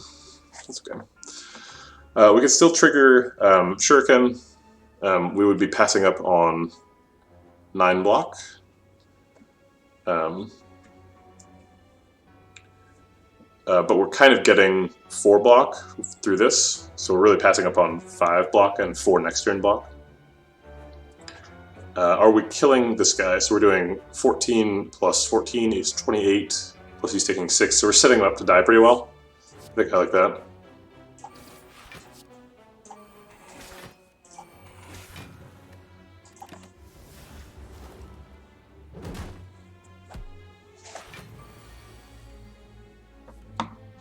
Alright, we've got to make that healing real pretty soon. We can proc Shuriken with Predator Neutralized Shiv, Neutralize also blocks a little bit.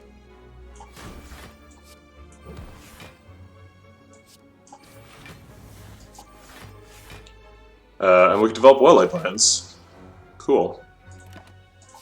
Keep our piercing whale around.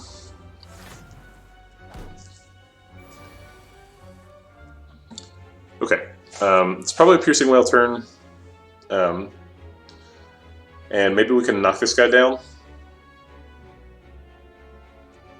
So we can Shiv, Slice, Bite to trigger Shuriken. Let's piercing whale first.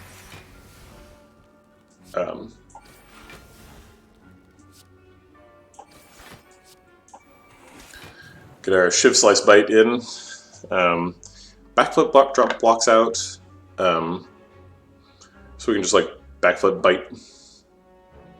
Or we could flying knee. I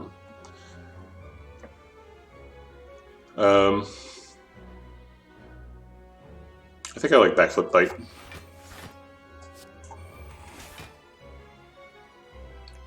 Get that health back. I'm not super excited about keeping any of these for next turn. But I guess I'm more excited about them than I am getting random cards here. I could get the Shiv. Let's see. There's no out here to get an extra Shuriken proc though, so I don't think I'll go for it. And I'll keep it bite, because the whole point of keeping the fight this long is to bite.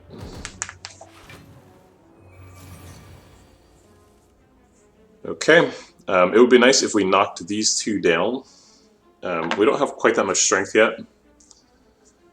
We can develop another strength here and triple bite. Triple bite does knock him down. Bite Shiv does it and wastes 0 damage, which is pretty sexy. Triple bite knocks down this Darkling though, and he's doing more damage. So we could triple bite him and then defend, which blocks for 10. Then we take 12, and we're losing health in the fight instead of gaining it. But the more strength we gain, the more we're in control of the fight. I think I like triple bite.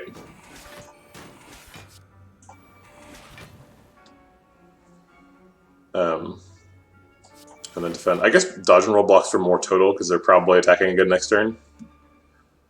I'll go ahead and Shiv now, just to get rid of it, and keep the dodge and roll.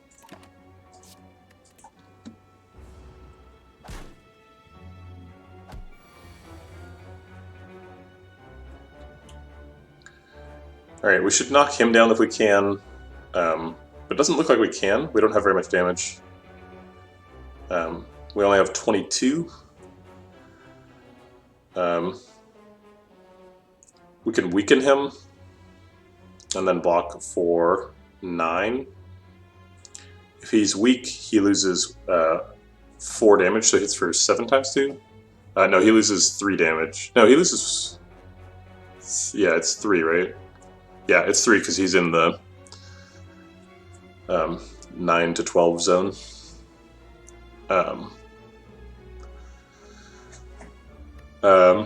Okay, so he loses 3 damage, goes to 8 times 2, that's 16. If I block for 9 and play 3 cards, then I am taking 3 damage. Yeah, I guess I don't see it being any better than that.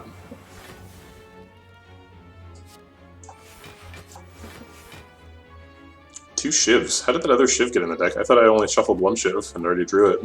Maybe I didn't draw it and I thought I had drawn 2. I'm going to kill this back Darkling to reduce damage next turn. And block for a little bit, I guess. Keep all out attack in case I need it for Shuriken.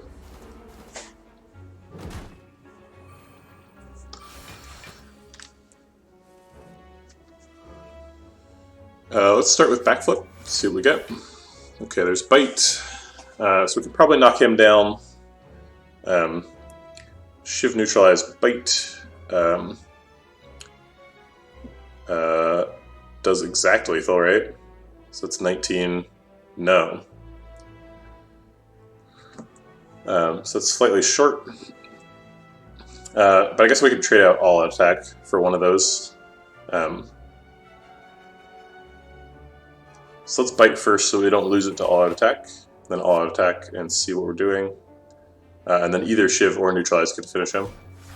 I guess Shiv.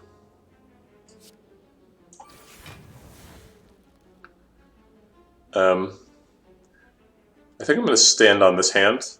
Piercing Wail is pretty good for next turn.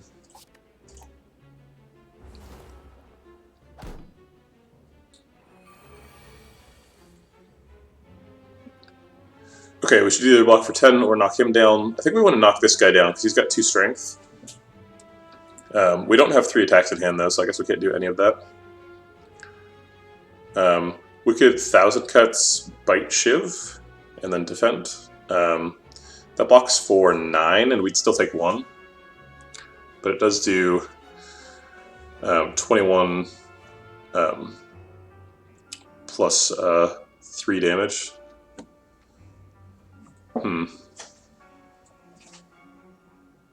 I think I like just bite Shiv, double defend here.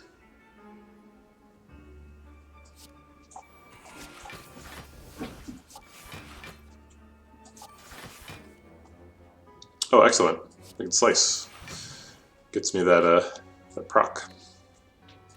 Say Piercing Wail again. It blocks for a lot. Okay, he's still up and he's multi-attacking. We could put him down with just a bite. Oh wait, no, bite is off by 1. So Flying Knee kills him.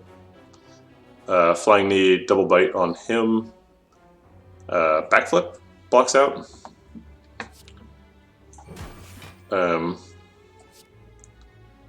Let's actually kill this one. I don't want him buffing.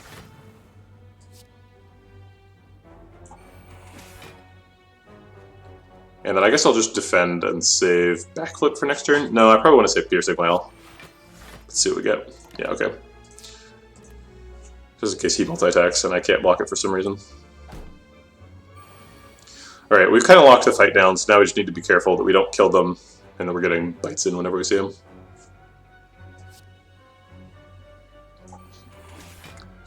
I'll go ahead and put a Shiv in. I don't really want Shivs circling around in the deck, and I want him to be at low life, so we can kill him if we need to. I guess we are taking 1 because we can't play any more cards. We could play Piercing Wail to heal for 1.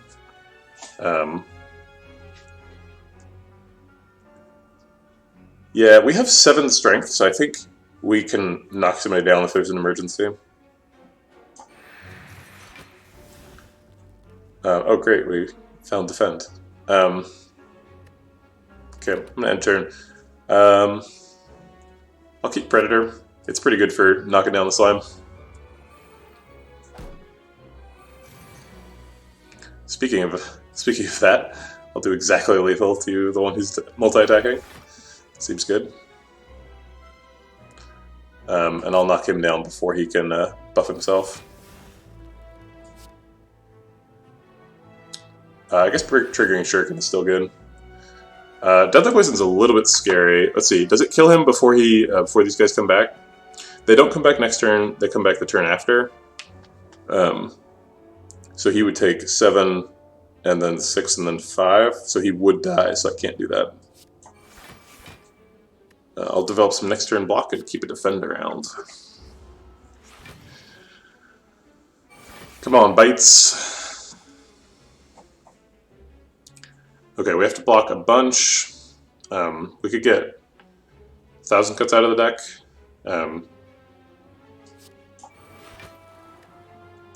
And then we can block out with Survivor and Backflip.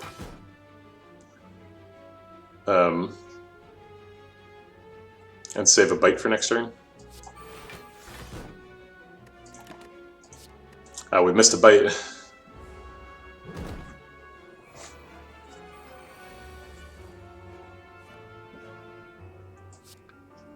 Okay,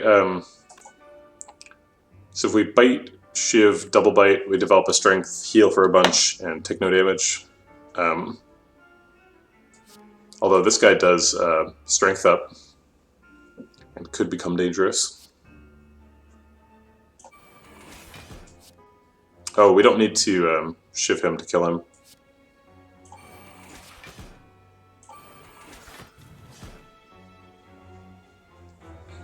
We can actually trigger Shuriken again, although I guess we would kill him, so we won't.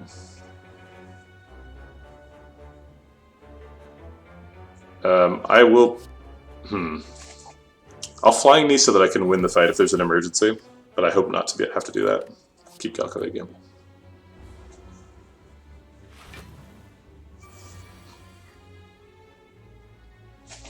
Alright, Survivor Dodge and Roll blocks out pretty well.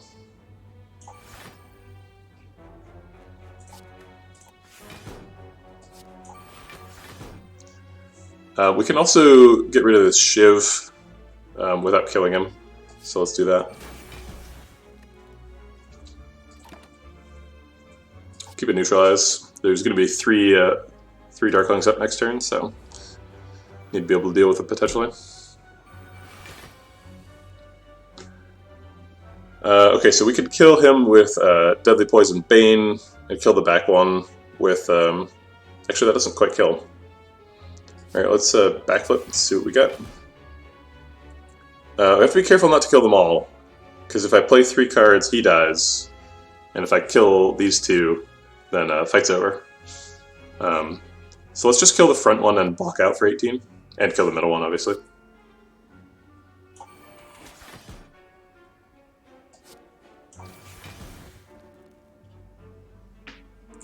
I'll neutralize on him too to trigger Shuriken and block for a little bit. Okay, we're blocked out. Keep backflip.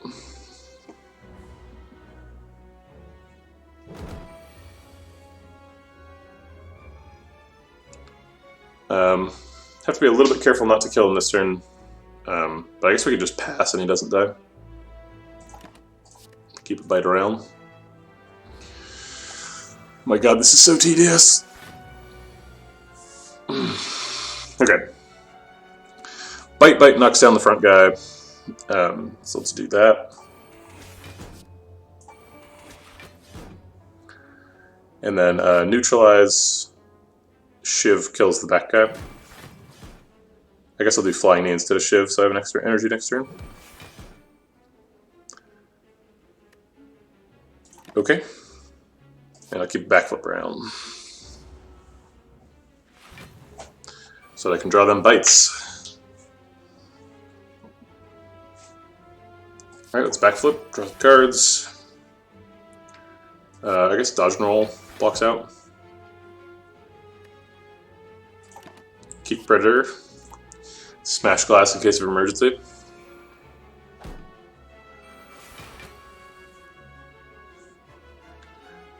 Predator double bite does stuff. I guess I want to get rid of the shivs, huh? So we could triple bite and double shiv. Actually, does that win the fight? God, this does a lot of damage. So let's just bite whoever. We're pretty close to max health now, so we almost don't care. I guess I'll shiv him to set him up to die. Keep the Predator around. Alright, one more bite. That's all we need. We didn't get one. It's hard to block without killing him now, so I'll just kill him. 45 is okay. Alright. Took a long time, but we finally got there. Good god, that was boring. Okay. Oof. We're back to playing Slay the Spire instead of stupid Orbling fight. Apparently we're a 1,000 cuts deck. We need another copy of After Image is what we need. After Escape Plan is kind of good with these kind of decks. You can kind of make it work against the heart. I don't really have enough skills to make it super consistent, so I don't think I'm going to add it to the deck. It's way too late for all these. Flying Knee is kind of okay, but no. I just thought about maybe Skewer's good. It does strength scaling. We also have 5 energy in some fights, so having a bunch of energy is good, and you can play it for 0 to proc Shuriken if you need to. Um, it's not like a crazy good addition though, and the deck has 32 cards in it, and we need to find a way to block against the heart, and it isn't it, so we're going to skip it. Okay, new fight. Start with After Image, and then we probably want to get 3 strikes because he scales really fast, so we'll just take some damage to develop some strikes, or yeah, develop damage. Taking 8. Let's get rid of this garbage.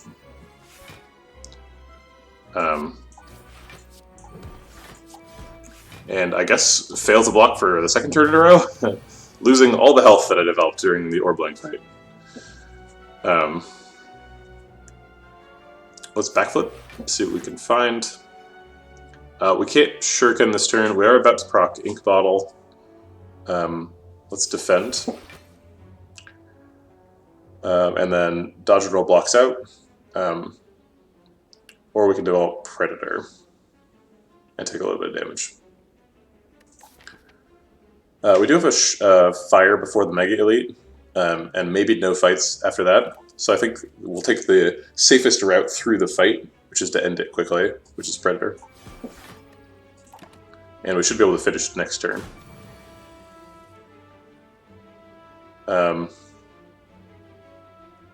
Thousand Cuts Bite doesn't do it. Bite Crippling Cloud doesn't do it. Okay, so we got a block. Our max block is Crippling Cloud, Piercing Wail, Defend. That's a little bit too anemic. I think Crippling Cloud is probably good. If he's weak, he loses. For some reason, I can't take 25% of 25 because it's like that's 100, right? No, it's like 8 or something. So this blocks for 8. I guess we can block for more than that with Piercing Wail, Defend. So I'll Piercing Wail, Defend, Double Bite.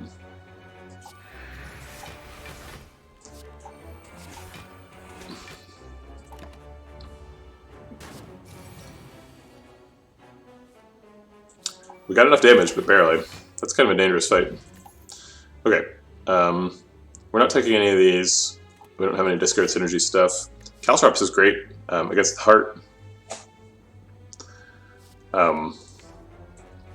I mean, I guess we need every bet we can get against the heart because currently we're losing. So I'll take it, but I don't feel good about it. It doesn't really do anything. Like we can't really block out the heart for very long. But maybe we find Wraith Form and then we can. I think we have to image this turn. Let's see, they are attacking for 33. And our max block is After Image, Survivor, Backflip, Defend, Slice.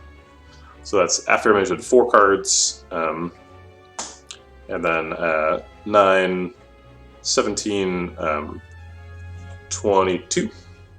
So we'd be taking 11. And that's assuming Backflip doesn't find anything better. So I guess let's After Image Backflip and see if we find anything better. Not really.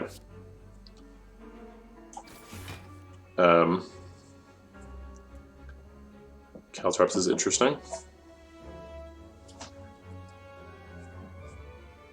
Okay, so let's just take our max block. I guess Bite blocks for 2, which is almost as much as 5. And does 7 damage. We can't trigger Shuriken though. But I do need to end the fight before I die.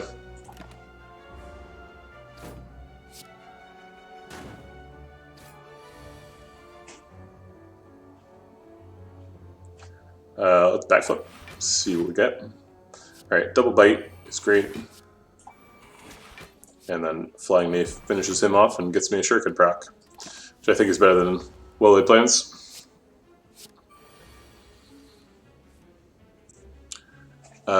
Bite Predator does 29 damage. I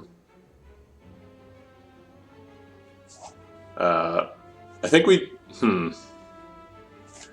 So we could bite Predator and calculated gamble, and shuffle looking for another bite. Or not shuffle, but draw 2 cards looking for a bite. But if we miss, we die. And misses are like if we draw 2 dazed or dazed injury or something. We do have to draw 2 cards that pretty much do nothing, but 1,000 cuts counts, infinite blades counts.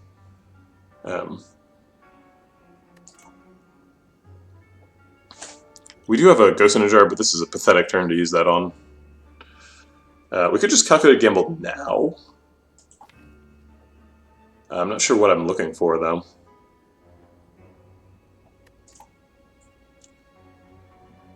We could bite, defend, calculated gamble, draw 2, and never take lethal. Okay.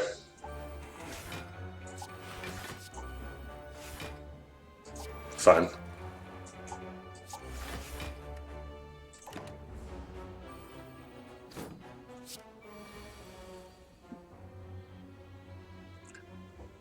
I think 1,000 cuts bite shiv is okay. It's not great, but we're gonna have trouble blocking out the spiker and biting him.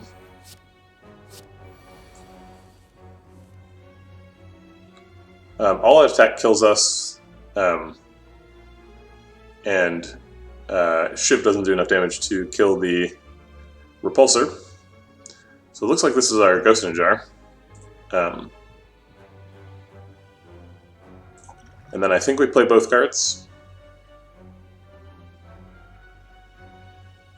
If we all out attack, we take 1. Yeah, I think so.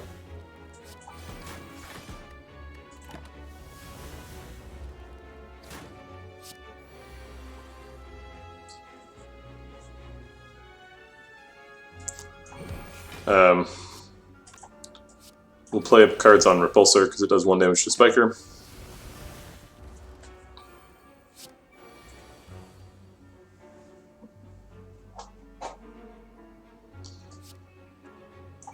Get rid of the Shiv, and play Defend so that it blocks, or so that it hits him for 1.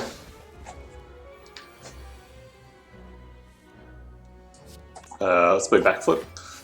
I think we're killing him with block.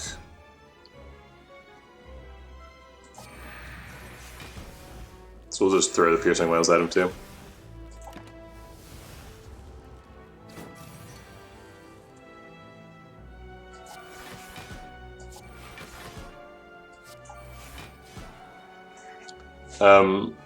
Bite is, let's see, we would take, I think we'd block before the return damage, so we would take 3 damage and heal for 2. Yeah, I guess I'm into that. We did take 4, so it's after, apparently. I guess I'll keep the Shiv, why not? At least I won't draw it then.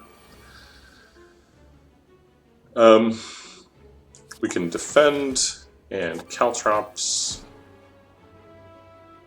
And then I think we're going to take 2. Because if we punch him, we die.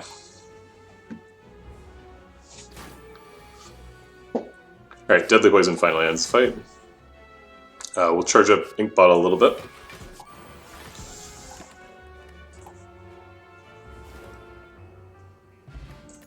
Ooh, Fruit Juice is really nice. I don't think we want any of those. Prepared Plus is actually pretty reasonable. Our hand sizes have been pretty large. We have had a couple of times when we've had problems with it, when we've got wounds or something. And we will have wounds against the heart. I don't think we want any of that, or any of that. So I think we're skipping here. Alright, can we survive one more question mark? Yes, it is the falling event. You cannot die during the falling event.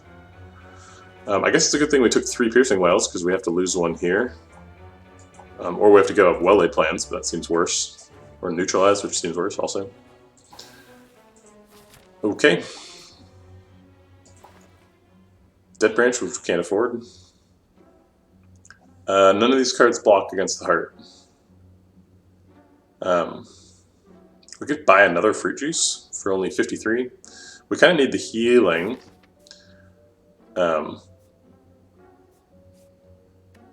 Yeah.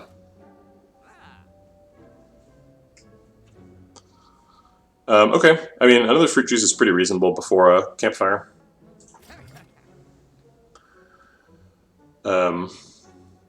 We are kind of a choke deck, but I don't think I want to add actual choke to it. We could buy a boot. No, I think it's better to remove a... Oh gosh, what are we removing? Are we removing a defend? I mean, they are unupgraded, but... Yikes. Yeah, I guess so. And I guess I'll buy an attack potion because then I can afford it. Okay, let's drink the fruit juices before we rest. It's a percentage of your max HP, so you definitely want a fruit juice first. And then let's see if we can survive this Mega Elite. Oh good, it's Giant Head. This deck is so good against Giant Head. Okay, After Image and Backflip. It's a good start. I wish I had 3 attacks, but I do not. So we'll just play Well-Laid Plans, Infinite Blades, and I guess Defend blocks out, so I'll play it. It's more stylish than Survivor. And keep a Bite, so we can trigger Shuriken next turn. Oh, it's a Strength Giant Head, too. Strength doesn't do very much for Giant Head. It's a good combination. Alright, let's Backflip first. So we're going to trigger Shuriken with Neutralize, Shiv, Bite. But we want to do that with our maximum slow triggers. I guess we could Calculated Gamble instead and see if there's more Shurikens in the future. I guess we can Neutralize, Shiv, double Bite, and then Calculated Gamble and look for 2 more attacks and try to trigger Shuriken twice. I think I like that plan.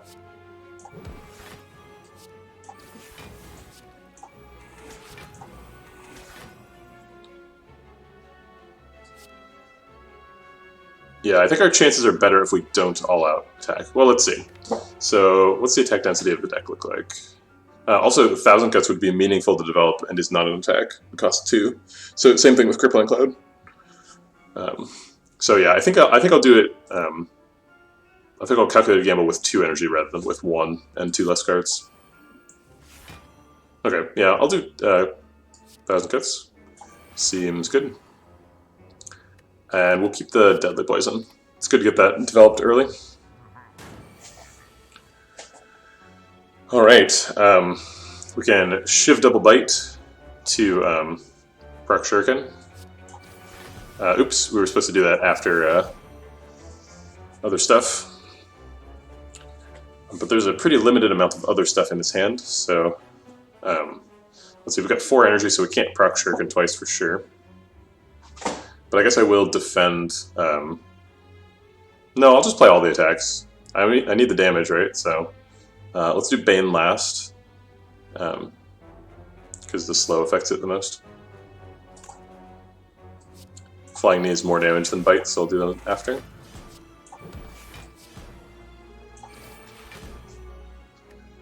And I guess keep a Predator. We've still got 1 turn left, right? Or is he attacking now? Oh, he's attacking now. Shoot. Well, he's hitting hard. He's trying to take all of our health away, which is mean. We don't have any draw in hand. And we have 6 energy. We're probably going to play Crippling Cloud, because it blocks for a lot. So let's do that first.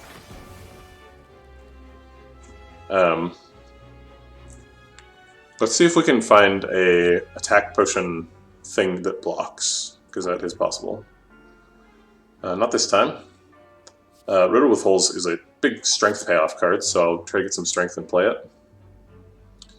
We can get strength with Shiv Slice, although I suppose I should Piercing Wail first. I'm going to play 1 Piercing Wail this turn, and then develop Caltrops, I think.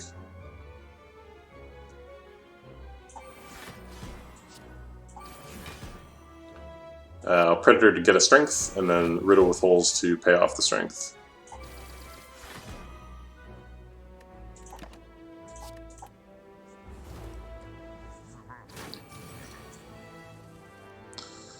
Alright, it's time. We'll neutralize first. We don't have any card draw, so it's just a question of what we're ordering. Probably going to play all the bites because we're in danger of dying. Oh, we do have card draw. We always have card draw. So the most, sort of quote-unquote, most block is Piercing Whale Quadro Bite. Quadro Bite also gets 2 strength. So I guess we Piercing Whale first and then do all the bites.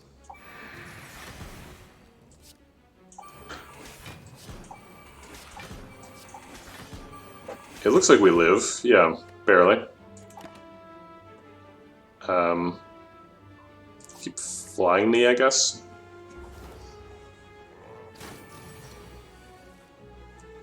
Alright, finally some block. Let's backflip first.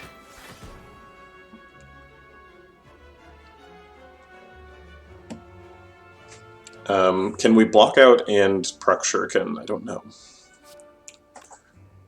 We have 8 cards in hand, so we can backflip safely.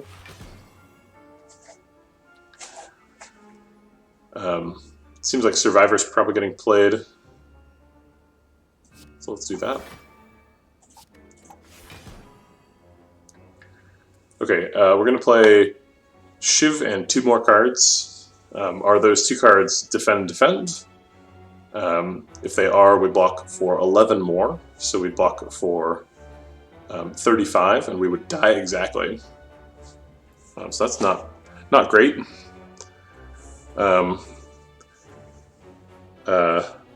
Maybe I messed this turn up already. I think did I already play an attack? No, I haven't played an attack. I don't think we can do any better than Shiv double defend. Oh wait, sorry, we block for slightly more than that because of after average, so we'd survive at 3.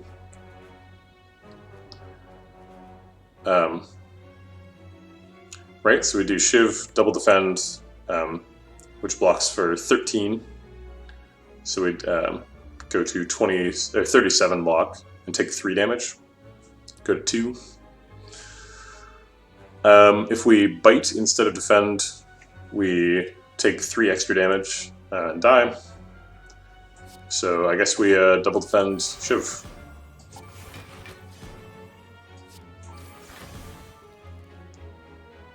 And I guess we have to plan on killing him next turn. It's not clear to me how that's happening, but I guess Bane is the most damage, so I'll keep that.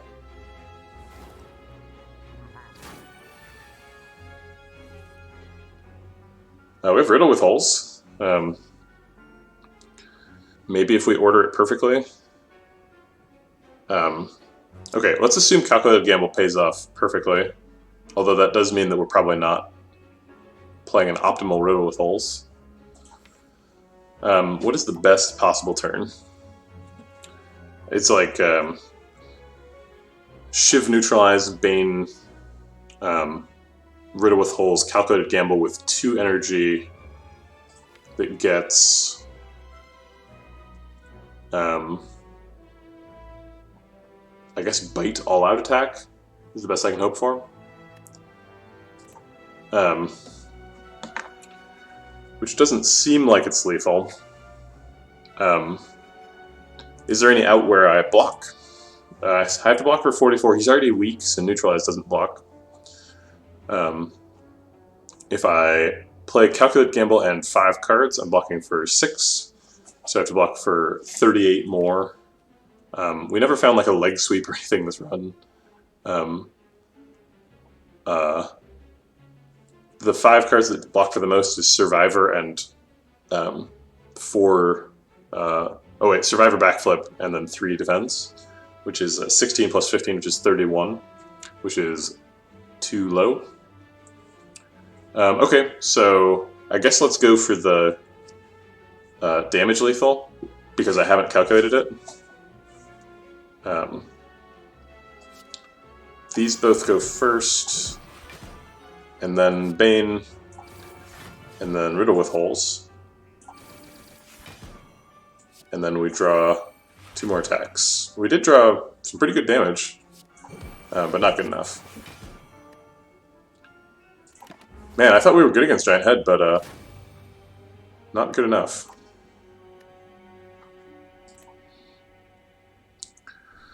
Alright, I think it's going to be it for me for today. Let's find somebody to raid.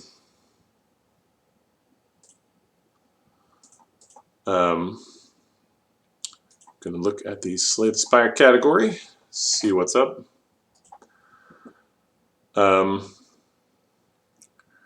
There's me.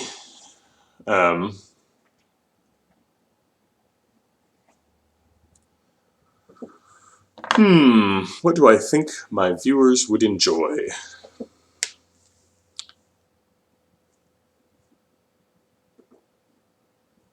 I don't know, this guy's name is Bluntzkrieg, which I think is a little bit too much. This person doesn't have a camera, so we're not going to do that.